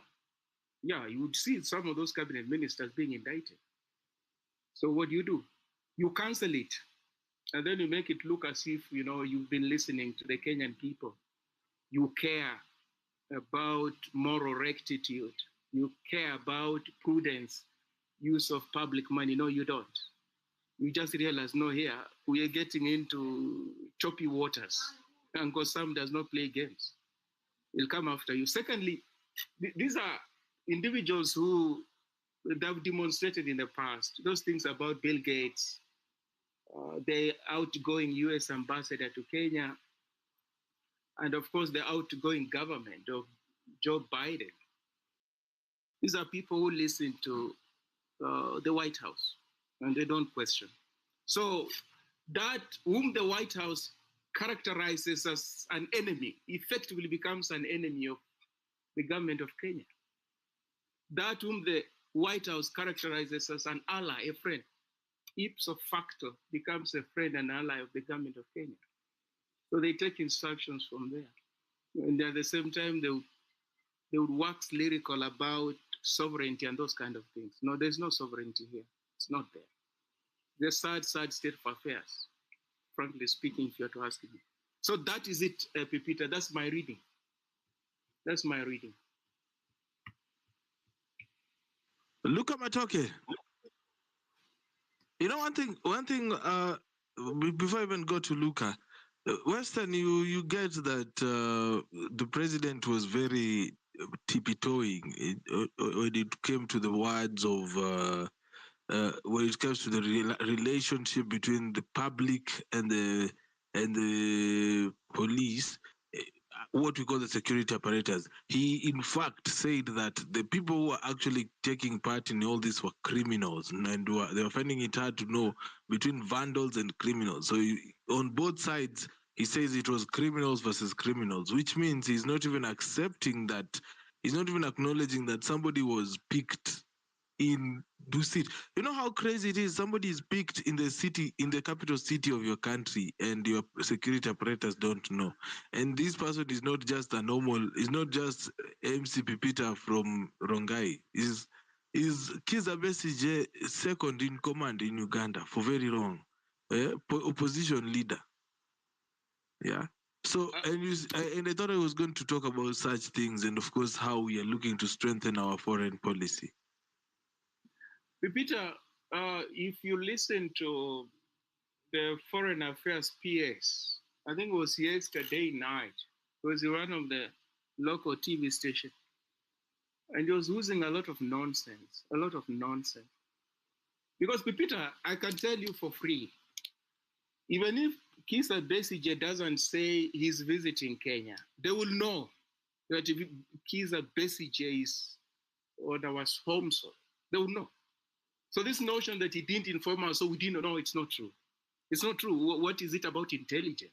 You know, if you can tell which aircraft is, overflying your airspace, you also tell which individual is in your territory. And especially if there's these prominent personalities, you know whether they inform you or not. Because they didn't go through a bush. They went through some immigration desk office. So don't the systems register that Kizza has entered Kenya's, home soil or airspace, no matter how he came? So it was a lot of nonsense. Secondly, you would also know when foreign intelligence, apparatuses are operating in your country, you know they're here. Either courtesy of some kind of formal agreement, or if they're doing it clandestinely, you're going to raise issues. Let me give you an example. A couple of years ago, there was a diplomatic row between South Africa and Rwanda. South Africa's intelligence apparatuses realized that Rwandan intelligence apparatuses were operating in their country, and they took great exception to that. According to them, it was a gross violation of South Africa's integrity. You don't do that. You don't do that to your sister country. You don't. You have to inform them. We want to come, or there's a person of interest in your country or citizen. Could you help us apprehend that person? And then they will listen. What are the reasons?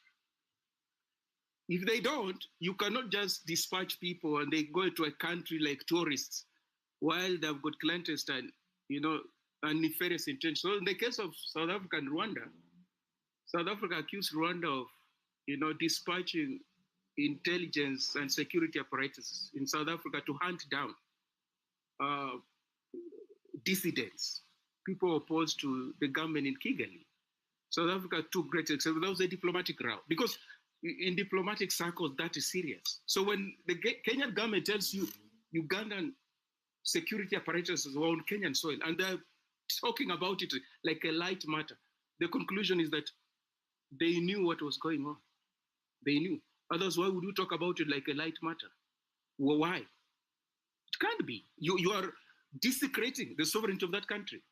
And that's why there's this extradition extradition. You have to apply to, the country where your citizen is, and you say that person has committed crime here. We would like to have him back. So you go through the legal channels. You can even go through the court of law. A judge rules and says, look, there's evidence that you committed a crime back home. We will dispatch you back home to go and face trial. That's how it happens. You don't just come and abduct someone and rendition the person, to wherever you are. No, that's Gestapo-like tactics. It doesn't work in a civilized world. Like in Kenya, Pipita, you see the Kenya government.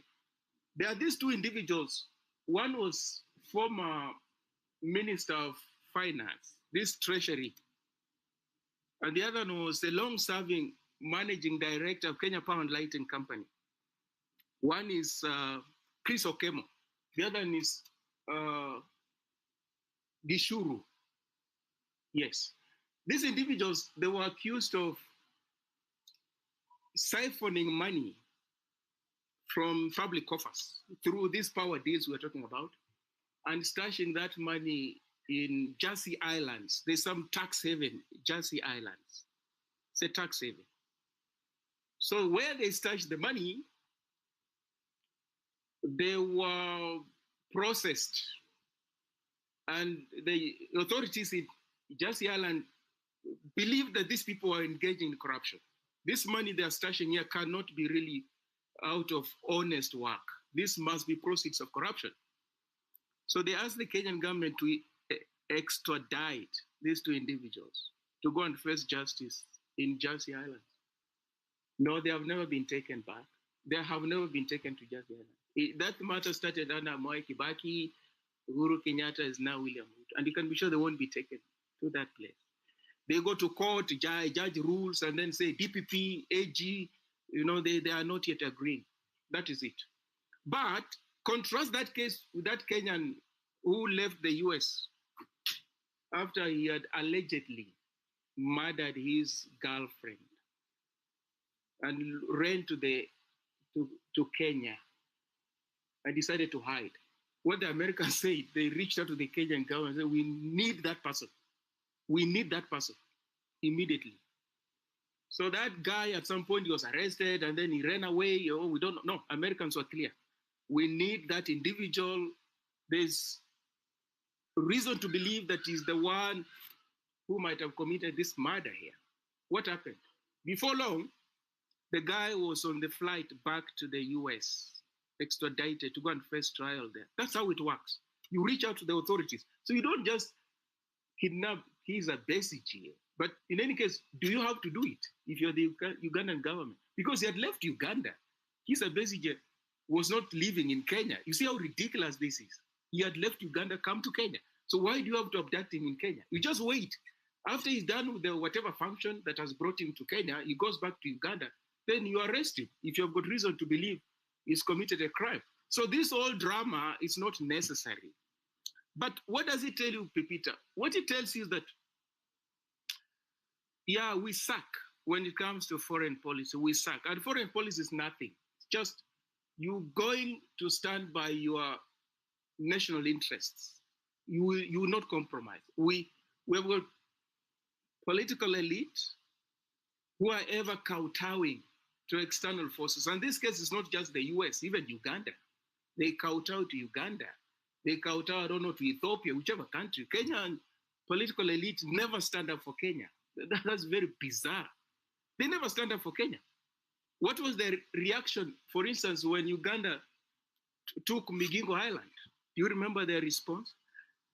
They went mute.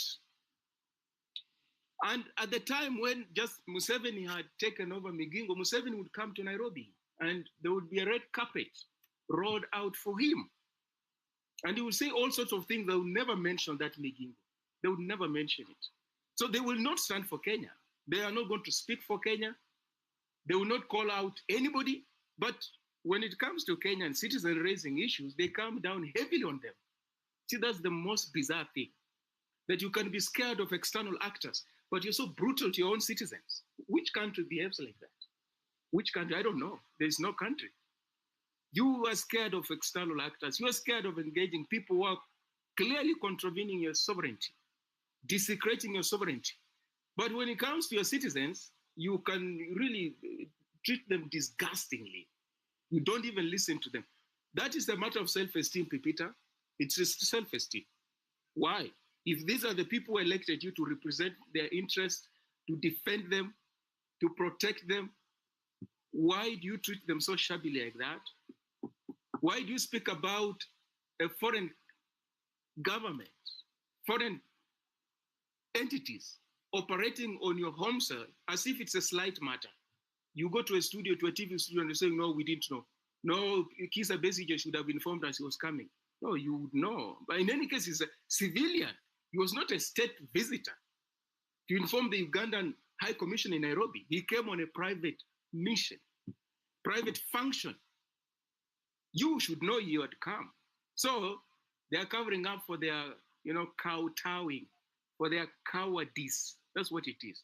There's a lot of nonsense that the PS was talking about. And when they talk about foreign policy, I don't know what they mean. We have always been fence sitters as far as foreign policy is concerned, Pipita. We have been fence sitters. Even at the time when Africa was united against apartheid in South Africa, the Kenyan government did not have any position on that matter. And if you don't have a position on that matter, it simply means you're siding with the oppressor, with the apartheid regime. Ask yourself why people are fighting against the apartheid regime in South Africa had camps in Tanzania, that comes in Uganda, that comes in Zambia, all over, but they had no camps in Kenya. Why? Why? Because apartheid regime was backed by the West. Margaret Thatcher at that time in Britain, Ronald Reagan, those people who are in the 80s in the US. And Kenya has always been a Western lackey, so they could not afford to go against the West. So they took this, see no evil, say no evil, do no evil kind of approach, hands on. But in the face of injustice, atrocities, you're unique, you stand aside. No, you are siding with the oppressor. So that is the problem with this foreign policy thing of the country. To even look at the Gaza conflict, where is the Kenyan government position? It is with Israel. It is with Israel. Where is the Kenyan position on South Africa's case before the International Court of Justice, where they have taken Israel? Now, Netanyahu has just been indicted by the ICC and some Hamas leaders. Where is Kenyan position on that? They are not with South Africa. They are not. They have no position on that. They will tell you about blah, blah, two-state security, two-state solution and stuff like that. Where is your position on the genocide that's going on in the Gaza? You have no position. You wait. Where is Uncle Sam? Uncle Sam is on the side of Israel. Okay. We're not going to make anything that will go contrary to Uncle Sam. Can you imagine? Can you imagine? And then you think you are a sovereign state. You're not a sovereign state. You're not. And these things, Pipita can tell you, these things will play themselves out when the AU elections for AU Commission Chair will be held next year. These things will play out. Kenyan government will be caught. You'll have to explain vis-a-vis these things, I promise you. It's not just that Raila Odinga has disappointed us in Kenya. They have also disappointed many actors on the continent. They have taken very controversial positions on the continent. Even that act where William Ruto went to the Oval Office and sat there, I mean, many people across Africa took great exception to that. They're sitting on the, that Joe Biden chair. They took great exception to that. They did. Why would a head of state of a sovereign country behave like that? Why? Why would you behave like that? Why would you be excited? So those questions will come, even if will come. And this shadow diplomacy that they are doing, those questions will come. This Kenya, where does Kenya stand on this, on BRICS? For instance, Pipita, BRICS. William Ruto, soon after he was elected, BRICS had a very huge summit in South Africa. They invited Kenya. Kenya didn't pitch. William Ruto didn't pitch. Instead, he sent some low-key delegation, led at that time by Mutua Alfred. Low-key. And at that time, they were expanding BRICS, bringing on board many other countries. Kenya didn't pitch. Why? Because we're allies of the West. We don't do things that, these people from the global South, we don't. We are allies of the West, of Uncle Sam, of America, of Europe. These are the people who tell us which direction to go. Now, with Joe Biden leaving, Trump coming, I'm told Kenya is now asking whether they can be allowed to go back to BRICS. Oh, really? Oh, really, eh? Oh, is that it? Now, we really suck as far as international relations are concerned. We suck. We're fence-sitters. We're spineless. We are pro-West through and through, regardless of what they do. That it has haunted us for so many years. It's going also to come to the fore come next year, February, where Raila Odinga will be campaigning, will be up for election. I mean, his bid for the AU Commission chair, it will come. I can promise you, those things will come. Is this a country we can entrust with Africa? What is your position on Pan-Africanism? We have no position on Pan-Africanism. We're not Pan-Africanists. We just invoke it. When the ICC comes knocking, we invoke it. When the ICC goes, well, our Eurocentric mindset comes out, and we don't even disguise it. We don't. So, Pipita, that's my take. That is my take as far as these things are concerned. The Kenyan government is disdainful of the citizens of Kenya. And I always ask, you have got the Kenyan passport, you have got the Kenyan ID, you expect your government to protect you and defend you, but they don't do it. Who else will? Who else will? No one else will. Because you're not a citizen of Bermuda or of Haiti. Even the Haiti mission, Papita, the Haiti mission, they're asking for money from you to go and fund the Haiti mission, from you the taxpayer.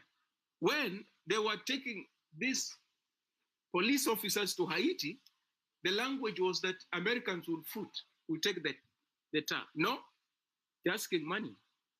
Because Trump, you can be sure, is cutting on spending. Eh? That's the job that Elon Musk has been given. Cut on spending. Excess wastage cut. So he's going to ask, what's the relevance of this Haiti mission? And who are the Kenyans? What are they doing there? Well, let them fund that thing by themselves. Kenya had made a case, was it yesterday, that this mission be upgraded to a peacekeeping mission. Now, when it's upgraded to a peacekeeping mission, what it means that the UN takes over. So the UN funds it and everything. No, Russia and China, they vetoed that, said no. There is no persuasive logic to upgrade the mission. There isn't. In any case, you only deploy a peacekeeping mission where there's peace to keep. There's no peace in Haiti. It's a gang-infested country. There's no peace to keep in Haiti. So this mission cannot be upgraded to a peacekeeping mission. What does that mean?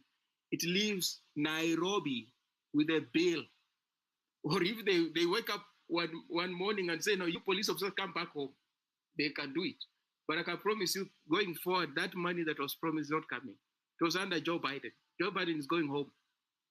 Donald Trump is coming, and Donald Trump, from the get-go, he set up a Department of Government Efficiency. Yeah. Cut down on bureaucracy, on wasteful spending, on wars. It's cutting down on all those things. So we again have to dig deep in our pockets. We don't have money there already to fund this Haiti thing. And wars are very expensive. This is like war. They're very expensive. So for how many years will you be in Haiti, these police officers? For how many years? How many years?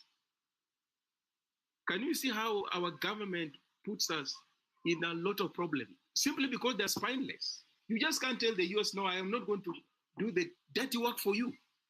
You can't. You say, no, I will do the dirty work for you. Why can't the US send their soldiers, their security apparatus to Haiti? From US to Haiti, it's just like a stone's throw away. Kenya to Haiti, how many miles? How many? Why don't you ask US? You just go there. Take your security apparatus to Haiti and tackle those gangs. Why do you want us to do it? Yeah, we do it. Because we're America's blue-eyed, ally in Africa and in the developing world. If America wants to do something, go to Nairobi, they will do it for you. If Bill Gates wants to do his funny experiments and vaccinations, go to Nairobi. They will do it for you. They will even vaccinate kids in schools without even the consent of their parents. Who does that? Do you know of a country where a kid can go home and say, Mommy, I was vaccinated at school? Do you know of such a country? You'll go to jail. The lawsuits that the government will have to contend with, they cannot try those kind of games. But you don't know, kids were vaccinated at school. What were they being vaccinated with? That can only happen in Kenya, not in any other country. You dare not do that. You need the consent of the parent for you to do anything to their child at school. It's not like when their child goes to school, now you've got a carte blanche to do anything to that child. No, but these things are happening in Kenya. Why? Why are they happening? Yeah, the West, they want to do experimentations on smallpox. What is this thing? Monkeypox. How many cases of monkeypox do we have in Nairobi or Kenya? How many? So, Pipita, that's my worry. I'm worried that we have got people who don't think twice when it comes to selling out Kenyans and for a pittance. You just sell them for a pittance. After all, where will they take you? They can't sue you. Hawezi wakakusiu. Even if they sue and the courts, award damages, you won't pay. You won't pay them damages. Na watakupeleka wapi? That's how the government of Kenya behaves with utter, complete disregard for the well-being and the interests of the Kenyan people. So I don't know what they want to do with this foreign policy thing that they're revising. I don't know. But we have not had any foreign policy. With us, we have always waited for the West to tell us, go right, we go right, go left, we go left. That's why you can see these ministers and these parliamentarians, they keep quiet and then suddenly they are done a thing. They shout and clap. Like, you don't have a brain. Yeah, when you're a sycophant, you don't have a brain. You wait to be told what to do. No, this thing is good. You clap. Next thing, it's bad. You also clap. This person is your friend. You clap, you celebrate. No, this person is the enemy. Oh, you start insulting that person. That's what happens. When you're a sycophant, you are controlled like a robot, like an automaton. You tell me, who is my enemy? This is your enemy. You start insulting them. No, they tell no, it was not this one. I meant that one. You start insulting that one. So no, this one is your friend. No, you start celebrating them. The same person you were insulting yesterday. You're praising him. Yeah, because you have no brain of your own. Thank you, Pipita. Thank you, Bwana Western Shilaho. I see we have Muthiora, Luka Matoke, and Japonji also here. Japonji, I don't know if you have anything else to add to us on this conversation as well, as we continue conversation on this. And also, the president talked about Taifa Care as well and accessibility of healthcare. Peter, not now. I'm on my workout. I'll just be listening. Just drop me down from the speakers and I'll be listening. Thank you. Sawa sawa. Luka Matoke, do you have something to add on to this conversation?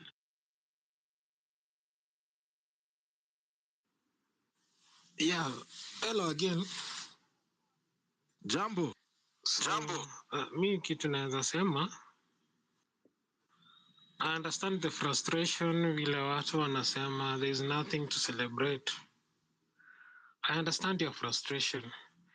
Lakini some of us, we celebrate even the small wins.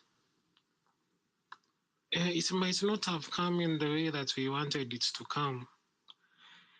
The reasons for cancelling the Adani guys might not have been the reasons that we genuinely wanted, but at least it has been cancelled. We might lose money. There are chances of that happening. We've already lost money, but at least tumeachana na wao, so that we focus on other better things. Yeah, like now, I was really worried if Adani were going to be involved in the transmission of our power lines. They are going to be involved. Haingekuwa kitu nzuri. And it's not that I have it in for any investor. No. Sasa, Pipita, allow me to use this example. If you are a lady and you hear this man has many baby mamas around in the neighborhood, and he is not treating those baby mamas well, why would you take the risk of dating such an individual? But then we've had the issues. There were issues in Bangladesh. issues in the country they come from, India, issues in USA, why would we be involved with them again? It was wrong, but vile wamesimamisha tu, it's good. And you know, yeah, I understand our country, we don't take people seriously, we don't take things seriously compared to other countries. But kitu ninajua, in this world, if you see two countries, there are two countries that if any of them raises a question mark about you, believe you me, you're not clean. And one of that country is the United Kingdom, and another one is the USA. Once they raise their fingers about you, once there is issues about you, once they put question marks on you, inamaanisha there is something wrong with you. And you can see it's their media that were being involved. Right from the beginning, they were giving all these bits and bits of information that Adani have been involved in stock manipulation, Adani have been involved in bribery. Yeah, and now that they went forward to do that, to go forward and take these people to court, which they are doing at the moment, that is the straw, that's the last straw that broke the camel's back. Another issue I remember very well, there was this time FIFA was having issues with the United Kingdom. You know, there were issues on their word of the 2018 World Cup and the 2022. Those issues, once they cropped up and the USA picked them up, I tell you, even FIFA had to behave. Latta had to resign because the kinds of investigation they were starting on them, the way they were going to freeze their bank accounts, freeze the bank accounts of the partners of FIFA and the rest. And the United Kingdom to withdraw. England was going to withdraw from FIFA. They were going to withdraw with all their clubs and everyone, and they were threatening to form another body that was going to manage football. It sent serious shockwaves. So I'm happy it might be small wins, but I'm very happy that at least for Adani, we are done. And this, there is something it has created, and I don't know why people are not highlighting on that. Activism is really active in our country. Activism is a very good thing, and it's really helping us to solve most of these issues that we have. Yeah, the government is not doing well when it comes to some issues, but this activism, going to the streets, protests, holding the spaces like this,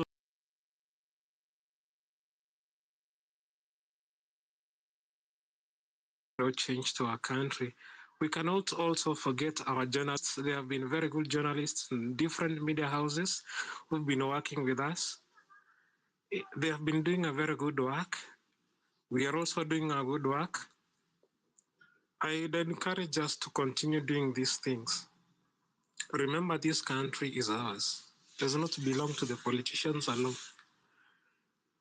Someone started by highlighting the issues with this Adani deal, saying, you know, the airport is going all this, and people started looking in that direction, and we've really been working in that direction.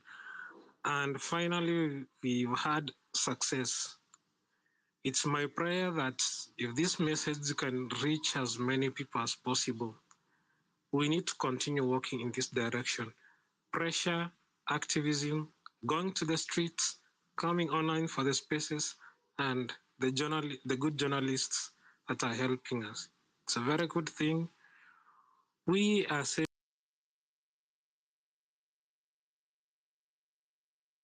like our children, though the generations are coming, we are creating a better society. We are not there yet, but we are on the right track. We need to celebrate these small wins that we're making. Thank you. That was my submission this moment. Bwana Mutiora, what can you add on this? Well, PP, for me, I wish to highlight two things. Number one, if you look at our constitution, the president today did not have to go back to the manifesto he gave to Kenyans in 2022 and try to tell us how much he has done in terms of making true those promises. He spoke about the economy, he spoke about the projects they've undertaken and the results.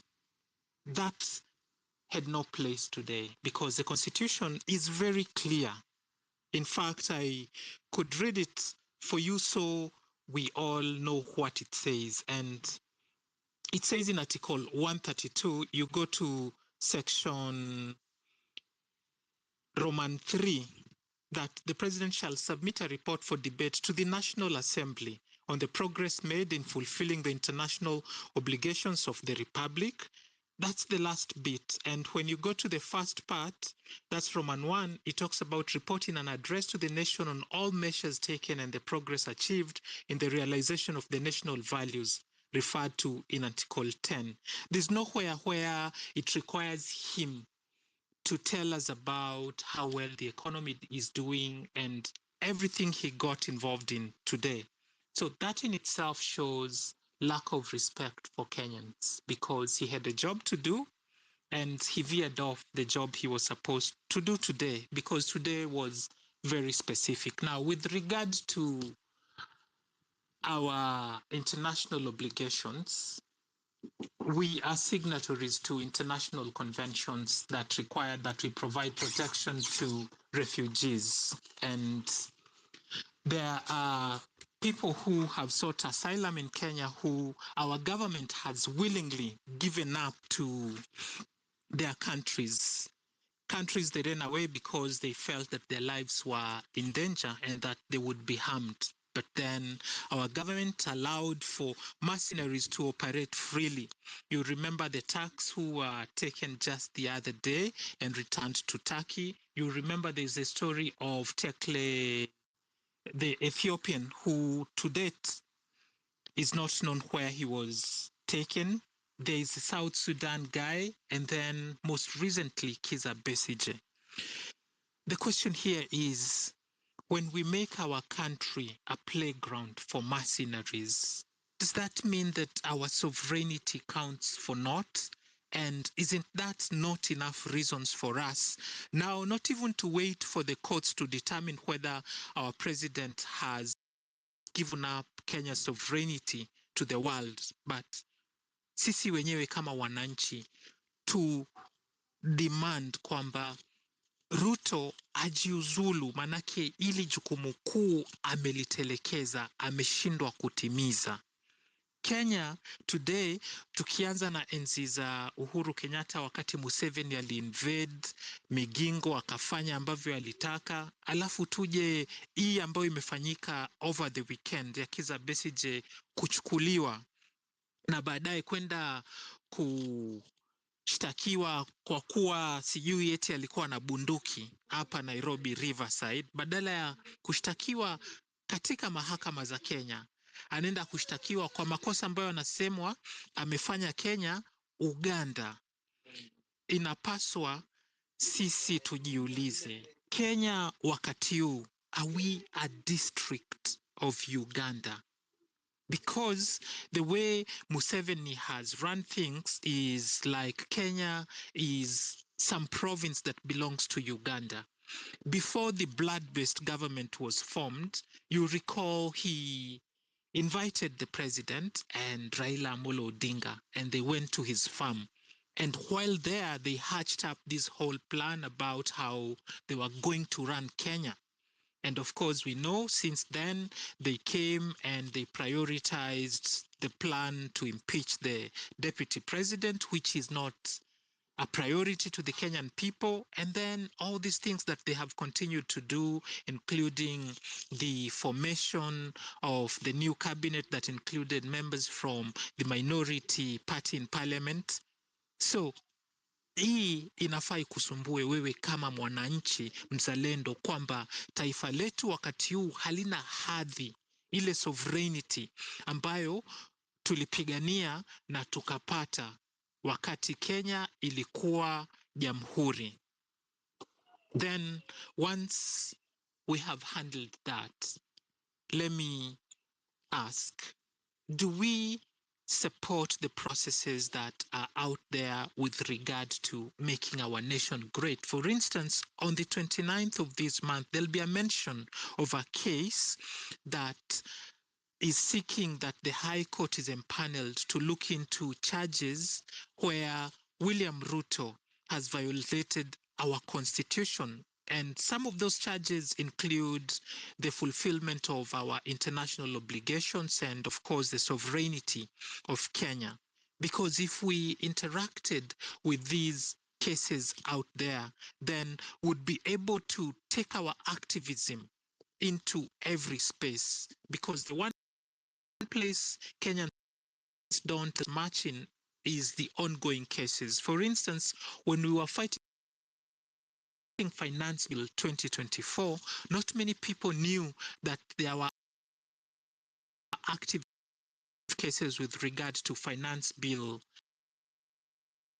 2023. If we can keep those in charge that we are involved in every step, then perhaps they will be careful. Right now, we know that there'll be new deals that will be signed. And if we are to get value for our money, we must show that, number one, we understand that parliament is captured and that the judiciary could sometimes be subverted to serve the interests of the executive. But we, the people, remaining vigilant, will mean that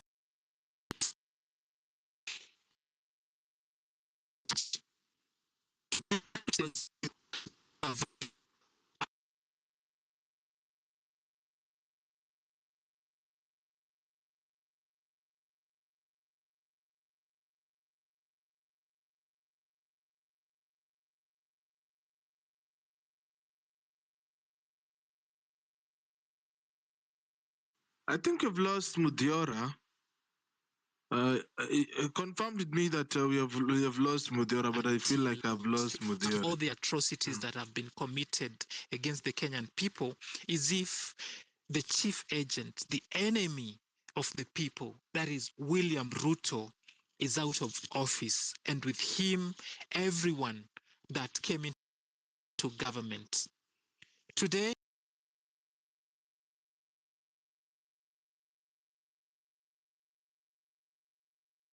I don't know if it's Western. Can you confirm that I'm not the one who's missing? I think he has even dropped. Patrick, how are you doing? Patrick, anaitwa Patrick Mbudhi. Can you hear me? Ni kama pia Patrick Mbudhi anisikii.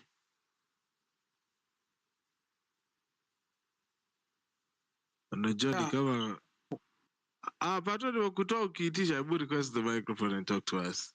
When you're in the speaker panel, always be close to the mic. Cabinet, unajua mimi kama ingekuwa eti siku hapa hivyo wakati cabinet ilifutwa kazi na wakarudishwa job wote. Tell me who was in that cabinet that is not working in State House or somewhere there. I thought so. Yes, Patrick, can you see me? If you can, talk to me. Yes, it's 6:30 p.m. East Africa and we have been following up on this issue. Na leo kwa street kulikuwa kumewaka kuwaka. How are you doing, Pato? Jambo, Patrick. Unmute your mic and talk to me.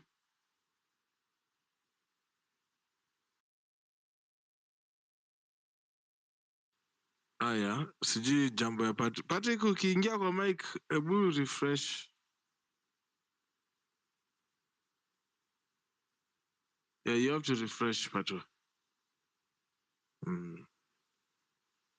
Ingia una mute kwanza ndio ina nasa.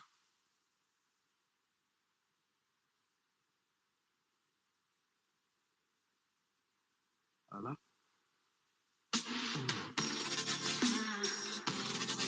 This is the Home Run with PP.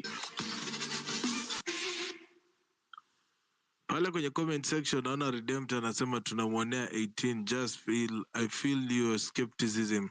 This is how firing cabinet secretaries started. How did it end? That is Wanjira Maina's earlier conversation, as she was saying, as a pessimist, I just know that Adani will be sneaked back through the back doors, and today's cancellation is just a populist sensational declaration. We saw it with the Finance Bill 2024 and dismissed cabinet secretaries. Bookmark this. Do you really need to bookmark it? I don't know. Patrick, if you can hear me, just come over to the microphone and talk to us. I don't know what is happening, but also you can request the microphone and talk to me. Na leo napata tu account za June 2024. Afande, please. Account zote ni za June 2024. July 2024. Afande, please. Hey, Allah. Mbona si Kenya tunataka kuongelea state of the nation ndo account za June 2024 zinakuja kazi? Hebu mniambie umetumwa na nani? Na uanga analipanga ngapi kwa job kai? Hata mimi naweza amua niache kufanya spaces ni wajoin hiyo side nyingine.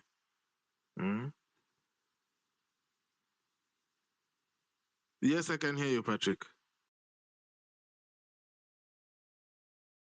You can hear me. Now, I just wanted to mention or to comment about the Adani cancellation. And I strongly believe that Ruto does not care much about what Kenyans say. And I think the issue of indictment by the US is what has triggered the whole issue and has become a hot potato. That's why maybe they have decided, no, they are not waiting. So they decided, Ruto decided, and his gang to leave the whole deal. If I can give you a little bit of a story of a friend who has been in the US for the last for about 8 years now, and the lady got the citizenship. So she's now a holder of the dual citizenship. Last year, November, she remitted some money back home, and the money landed into her account in the KCB bank. Then the money was flagged because the amount came in was around 10 times the actual money she sent. And the central bank notified the KCB, and she was supposed to report to the at the Kiambu Road DCI for explanation. Now, to her surprise, she found herself locked in for 3 days for interrogation. And the guys there were demanding that she forfeits the whole amount, right? I hope you can hear me. Yes, I can hear you. Yeah. So there was that demand that she forfeits the whole amount, which was almost 100 million. And she was really harassed. For 3 days, she remained there. Only now the way you get back into your mind after a lot of stress, and she remembered, oh, I'm a citizen of the US. She quickly looked for the number to the US embassy in Nairobi. She called, and within 2 to 3 hours, the whole issue was solved, and a series of apology letters was written to her, and being requested not to pursue the issue, because even the embassy was recommending that she either sues the bank that remitted sent the money, the bank in the US that sent the money, or the government. So on the side of the embassy of the US, it feels like they do a lot of work for the citizens. Yet in Kenya, it's like the citizens are being held, the government handles its people like animals.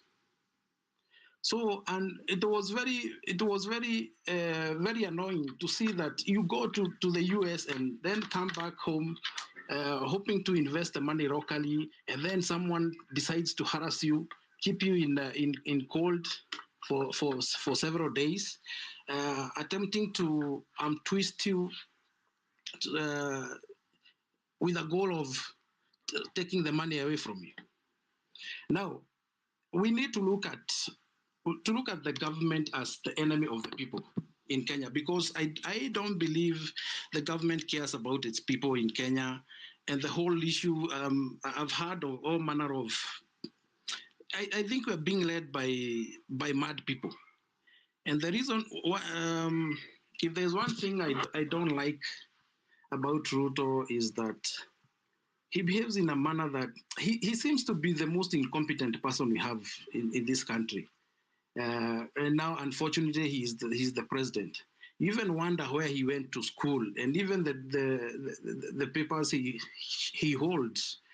It feels like they are all fake, because most of the time he behaves like a village boy, even getting excited with things that he should not. He is someone who is at his age and exposure, position, and all that does not align with his behavior at all. So, as the citizens of this republic, we need to think on how we can come up with strategies to put the government to its rightful place and demand for the for what is ours and guaranteed by the Constitution. I've always been thinking about the killings and the police brutality, and I've been feeling like we are the people who allow all this to happen. Why? If you go to the statistics, we obviously know that we are over 50 million citizens, and when it comes to police, we have about 110 police officers cumulatively. And if you look at that, the police to the population ratio, it's about 1:500, 450, 460 citizens. We need to come to a place and ask ourselves, because the politicians are the beneficiaries of all the evils committed against the citizens by the police and the corruption itself, we need to realize that we are the people who need to stand and say enough is enough, because politicians will never address the issue of corruption. They are the greatest beneficiaries of it. They are the beneficiaries of police brutality. And we need to come to a place where we ask ourselves, the police, will the police be part of us, or be part of the machinery to be used by the politicians to keep on harassing people all through and through? Because I don't see a place where politicians will drop this urge of misusing the police. And we need to first ask ourselves,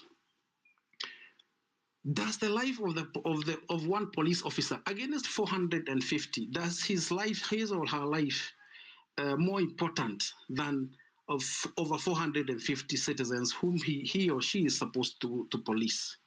And we need to get that and see that, and demand that it's either the police comes back to respecting the law, or as citizens we join them in disregarding the law and do what is right for us, because we don't know who next, who be abducted, who be slaughtered.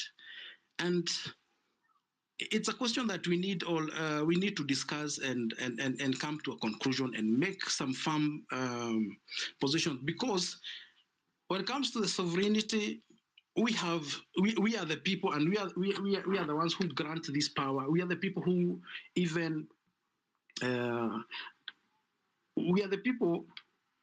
even guarantee the security of these waheshimiwas, so-called. And it cannot be that whenever they want to silence us, they go for one person, they deal with him or her, and ensure that you're silent. We need to agree that any other abduction that happens in this country must be dealt with swiftly by all citizens. And I know a lot of people across the country are ready to stand and say enough is enough. I don't have much to say, but I think that's my submission for now. And thank you.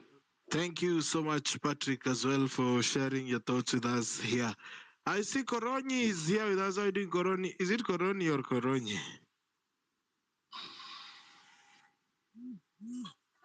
Koroni. Habari ya Koroni. Poa sana.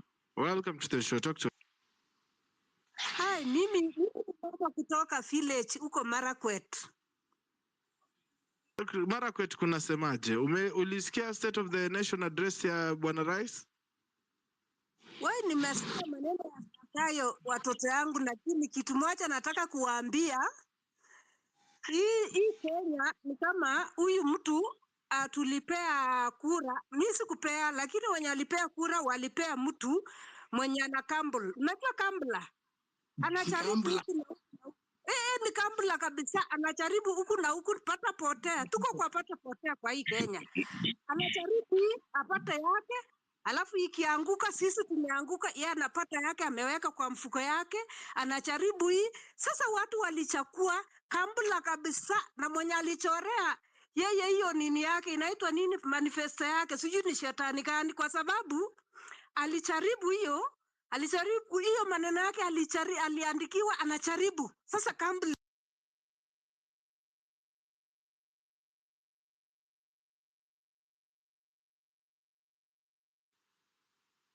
Sasa jamani, Koroni ameenda wapi jamani? Koroni, aidha. Jamani, we can't even have a good submission from Marakwet before they go with the network. Koroni, if you can hear me, request the microphone and come back. Jamani, Mr. Incredible, talk to us while they wait for Koroni akuje. Kwa sababu anasema kwamba huyu jamaa aliandikiwa script na amesema kwamba ndo anakwama nayo mpaka mwisho. I'd like to hear from Koroni when you're back. Koroni, ukiweza request microphone size utuongeleshe. Team Ball, how are you doing?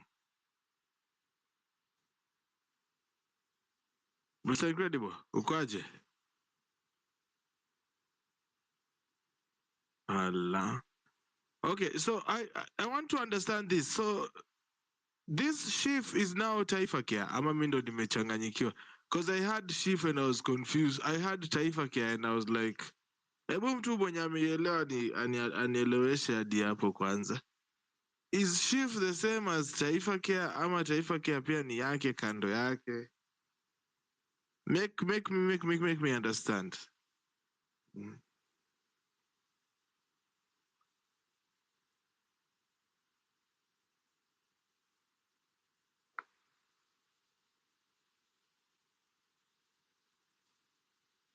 You are listening to Home Run with Pipi. Weekdays from 4 p.m. to 9 p.m. Koroni was saying the right thing. Alikuwa anasema jamani gambler anaweka hapa anatoa anaweka hapa hivi. And I'm like, okay, unajua hiyo ndo basically business people are gamblers if you come to think of it Western. Because you put in your money in the hope that people are going to buy something from you. Otherwise ungekuwa ufikiri hivyo, but sasa you're like, I need to put in, and that is why you see our leaders are treating our country like a business. They will invest some money. And you know that is why Rigiji was kicked out. He was speaking the absolute truth. That they were hii nchi iligawanwa na mashareholder wakaelewana ya kwamba Western Shilao utachukua medicine, mimi nitachukua transport, yule atachukua energy. Unaona? So right now imekuwa issue kwao kwa sababu gani? Imekuwa issue kwa sababu pesa imeanza kukua tamu na wenye wanaitaka sasa wameanza kukua wamekatalia. Think about it. You're not part of that problem. Imagine tumelia kuhusu Adani mpaka tukazirai, lakini yona. Jeff, how are you doing? Jeffrey, are you there? I am. Pipita, good evening. Good evening to you, bro. Kwa salama? Yeah. Mimi ni mzima, nashukuru Mungu. Buheri wa afya. Yani buheri wa afya, ni mzima, yani kama vile Kigongo anasema. Hey. Ya sasa, yani kulingana na matukio vile tuseme ya leo, mimi nataka kusema kwamba okay, sijalewa pia kuhusu hii Taifa Care na vile ambavyo inaingiana na shi na sha, lakini I think the deal or the contract that were cancelled for Adani zilikuwa za Ketraco specifically na JKIA. I did not hear enough submissions from him in terms of how he intends to run SHIF. So maybe those are the questions that we'll be asking, going forward into the future. But my general feeling about the happenings of today and, the cancellation of Adani, as much as we want, most of us, maybe by experience and informed by the recent past event, we are skeptical. I understand that. But even in the midst of that skepticism, we won't just relegate that, to some foreigner who has had an influence over, Ruto's retrieval or, cancellation of this deal. I think we have done a lot of talking, a lot of civic education, and more people are now awakened and alive to what is actually happening. And I would submit to you that this is how the finance bill actually came down. It was brought down by the people because it started by one person talking about it. And then it was like, a wildfire that kept on, rampaging and going, all the public. And the more time that Ruto, takes to kind of revisit the decisions and the policies that he makes on our behalf, even when we have publicly said we don't want this, I think anatupatia public participation na civic education ya bure, ni vile yeye hajui. I think he has a wrong strategy, and maybe if he's not just being smart about it, I would think he's miscalculating, and maybe that is maybe it's a shot that those who advise him and around him should take. For example, wakati tulisema we want the dissolution of the cabinet and we don't want the finance bill 2024-2025, it kind of just took a lot of time. A lot of people had to die. But at the moment that he said, I've listened to the people, unajua mpaka wale ambao tulikuwa tunasema hii kitu ni mbaya, even some of them that were very ignorant about the things that were hidden in that finance bill became alive to, kumbe lazima hii kitu ilikuwa mbaya, mbona saa hii ameamua kuikataa, mbona ameamua dissolve the cabinet. Now we've been talking about Adani and JKA, Ketraco and and Shif and Shah, and there are some people who are like, give the president some time, give him some time to work, mpatieni muda kidogo, he's listening to you guys. And then suddenly he wakes up and says, I've cancelled all of this stuff, even after being sanitized by the people like the likes of Raila Amolo Odinga. And then the US gets to speak, and then he cancels this thing. So mpaka wale watu, these sycophants, from either political affiliations, they are now coming up to, recognition of, by them ukisikia how our young people are talking, and now which is supposed to be the Gen Zote, listen to them, dig deeper, find details. Ni kwa nini wanasema hii kitu ni mbaya? So for me, I think we are in the right direction as the people. It is shocking, a reality for me, that the president has to gang up the whole of his military and security agencies in order to access parliament. Ni president mgani? How is he not proud to be a president to the people that he prides himself to be president, and he cannot walk among them freely? Like, his freedom is as curtailed as the freedom of the citizens. The way ukikuja hapa utumie the rights and freedoms enshrined in the constitution, kesho yake unatembea hapa unashindwa ni kama you'll be abducted. That's exactly the same way the president is doing. Kwa nini hezi tembea tu mguu asalimie watu, anunue mahindi akule venye alikuwa anakula before? You know, so yes, I know this journey is going to take a long time. It's not a sprint, could be a marathon, but maybe we are halfway through.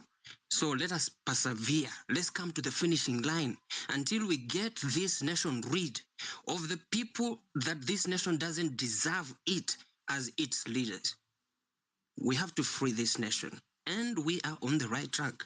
Men, I cannot be more optimistic than that.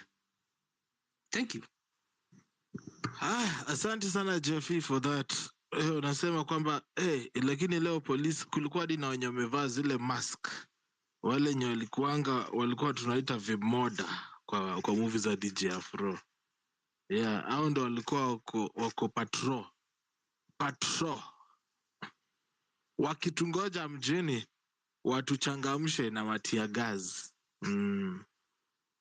Walikuwa wametuwekea wanted. But I see Redemptor is here with us. Maybe you can hear from Redemptor, then Western Shilaho. Redemptor, hi. Hi Pepita. Wambo. Ni kupitia tu na kusalimia wazalendo wenzangu. People who have not slept very well since June. And yeah, of course people are talking about celebrating the wins, but I think ni muda wa kulamba glucose. My caution as always is that people always talk about a marathon. I always say it's a relay. Kuna wale baton zao washapeana, kuna wale walipewa Can you imagine? We're in the middle of war and people are getting medals and flowers. Na bado mapambano iko. So that's the caution I've always given. The other caution I've always given is that wanasiasa want to take credit. Even for this one, they are going to allocate themselves credit, yet people died. The young people who are the ones who are given the burden of the conscience of the nation, we owe them, we continually owe them. Yeah, someone like Nelson Amenyi is a young person. So if you notice the trends, that this responsibility is in the hands of the young people, and all we are here is to support them. And when they start going the wrong direction, we tell them, kujeni pole pole hapo. So the one that I know is there's nobody who needs credit because people died for this struggle. The resistance must continue because if you remember very well, this is the excitement we almost had, even if we were in tears, when the cabinet was fired. Then it was rehired. Almost all of them came back, with the exception, I think, of 2. Then we saw Kindiki, who was then overseeing abductions, now become the second in command. And so kazi ni nyingi, muda tuko nao, because this is our life mission. I've said as politicians are giving their statements, we are also giving our statements. So today the statement we are giving is, did we expect anything? What happened in America affected what happens in Kenya. So this was exposed. The exciting thing I had yesterday, I was hosting a space and my main speaker said that these MPs, when they meet in these meetings, they record. So the same way they record each other is the same way somebody somewhere, maybe someone who helped them get in power, akona receipt zao. And I think the receipt is inarediziwa polepole, but for the bloodshed in this country, bado hatutaridhika, hatujapata justice, hatujui watu wale wako mochari ni wanani. And I'll repeat what I said yesterday, this regime will never know peace until they bury all the people that have died in their hands or they have killed. The quarry victims, the people who have never been buried, who are in a container in Malindi. I keep talking about it because we are Africans and we must honor even the deceased when they die. So we continue to dishonor them. The political class continues to dance on their graves, and that's where we have to be cautious. So for all the young people who set out today to go and greet their president, mpokee maua yenu and just mutembee na jicho moja ikiwa wazi, not because of abductions, but because of the people who appear to be your friends when they actually belong to the other side. So bado mapambano. The ultimate goal is to see one of them arrested. My dream one day is to see what we saw in Peru, a president looking kama amenyeshewa, saying he has heart condition and other diseases, so he should not go to jail. but he ended up going to jail. Maybe we should put a special jail for them so that it's just for people who committed economic crimes. And of course, a special place for those ones who, when we ever find out who ordered the killings, if we ever have the evidence. So for that nasema wale wamekuwa hapa wakiagitate mpaka tunapewa majina na malabels. If you know you do this for the love of country, because there are young people today who I keep saying cannot even marry because they do not have the means to begin families. Those are the ones that my heart cries out for as a mother in this nation. So we keep going, but we don't get too excited about matukio. And that is exactly sometimes what the intentions are. It has been a very busy week where the president has been shamed a lot. And so he's trying to save face. Even this expose of being the Adani being indicted, and then they put Opio and I of Zilas going to defend the indefensible, and then he ends the egg in the face. Hiyo yote tunawaonea 18. Tuko macho, and again the liberation belongs to the young people.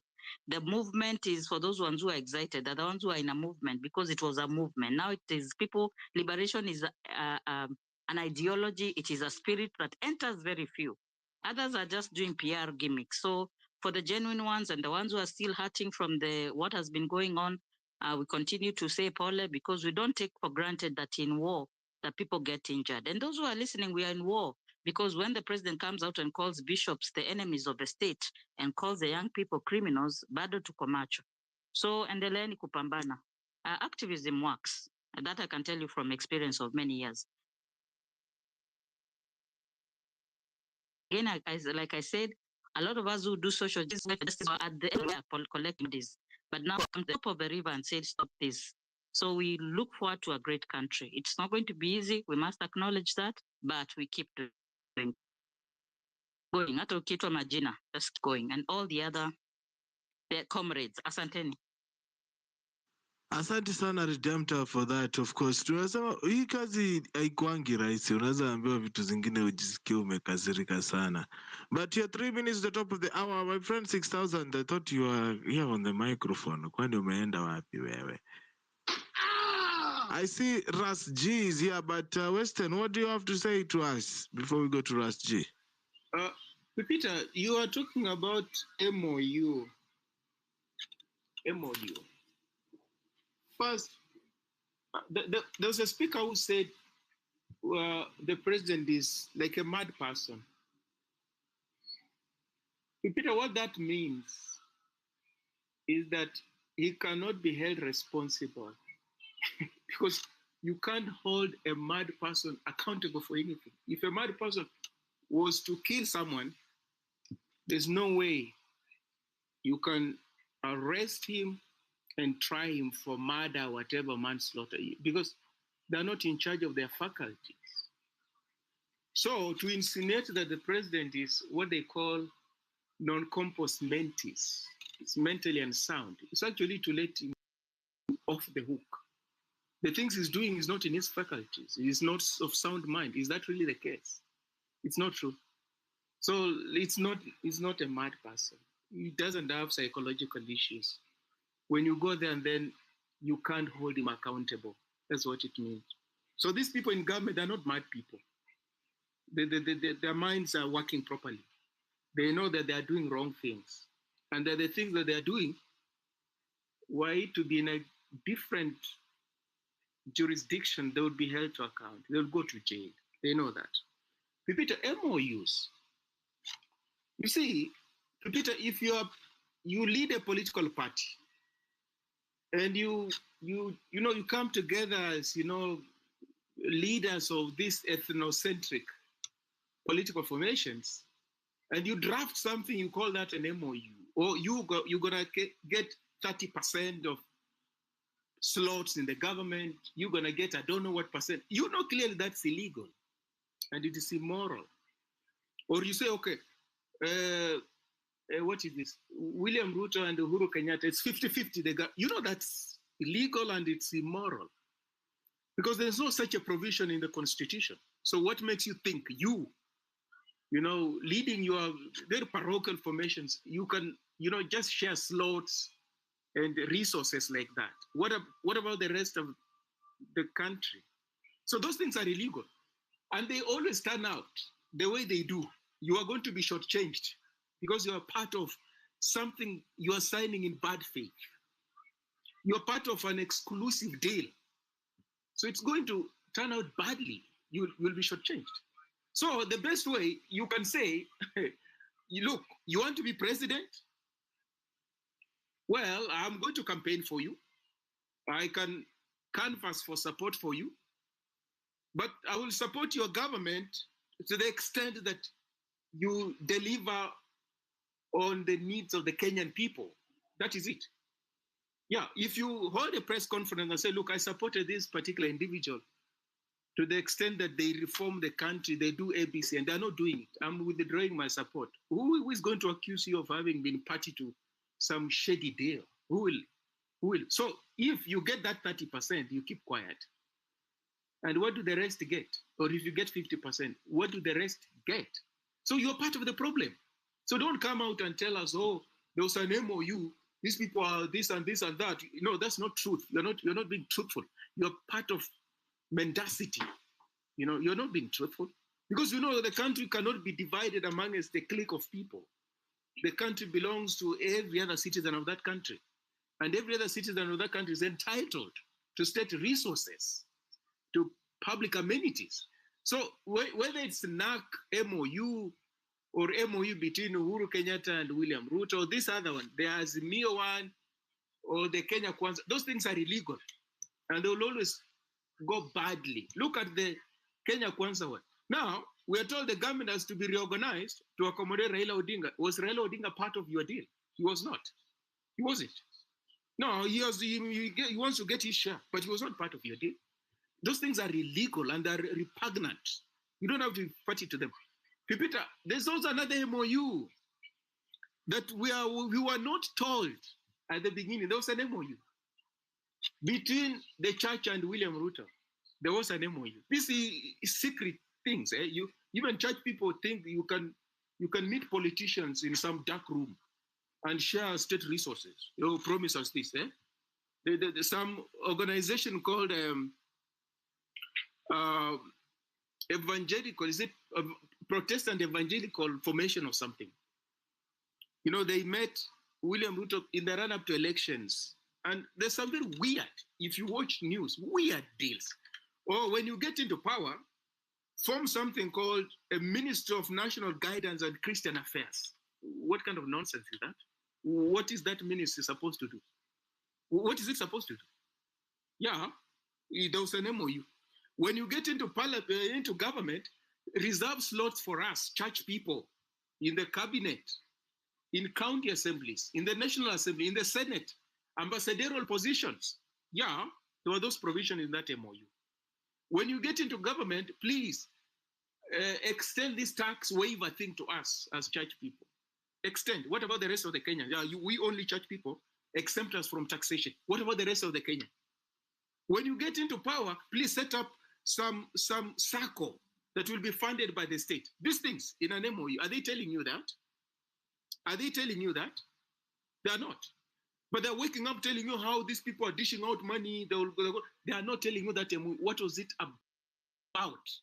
If you're a church person and you're committed to what you are called to do, serve the people of God, why are you party to these selfish interests and ends? Why don't you tell this politician, look here, with me, I will support you to the extent that you uphold the rule of law and the Constitution.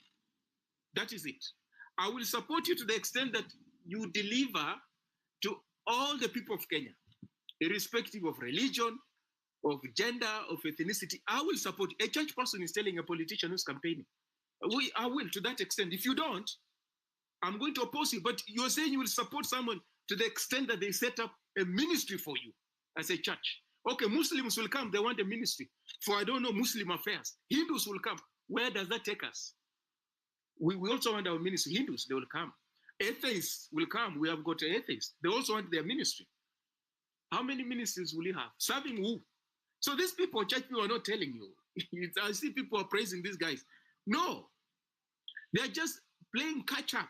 That the people of Kenya have lost confidence in the elite across the board, both the political and the clerical.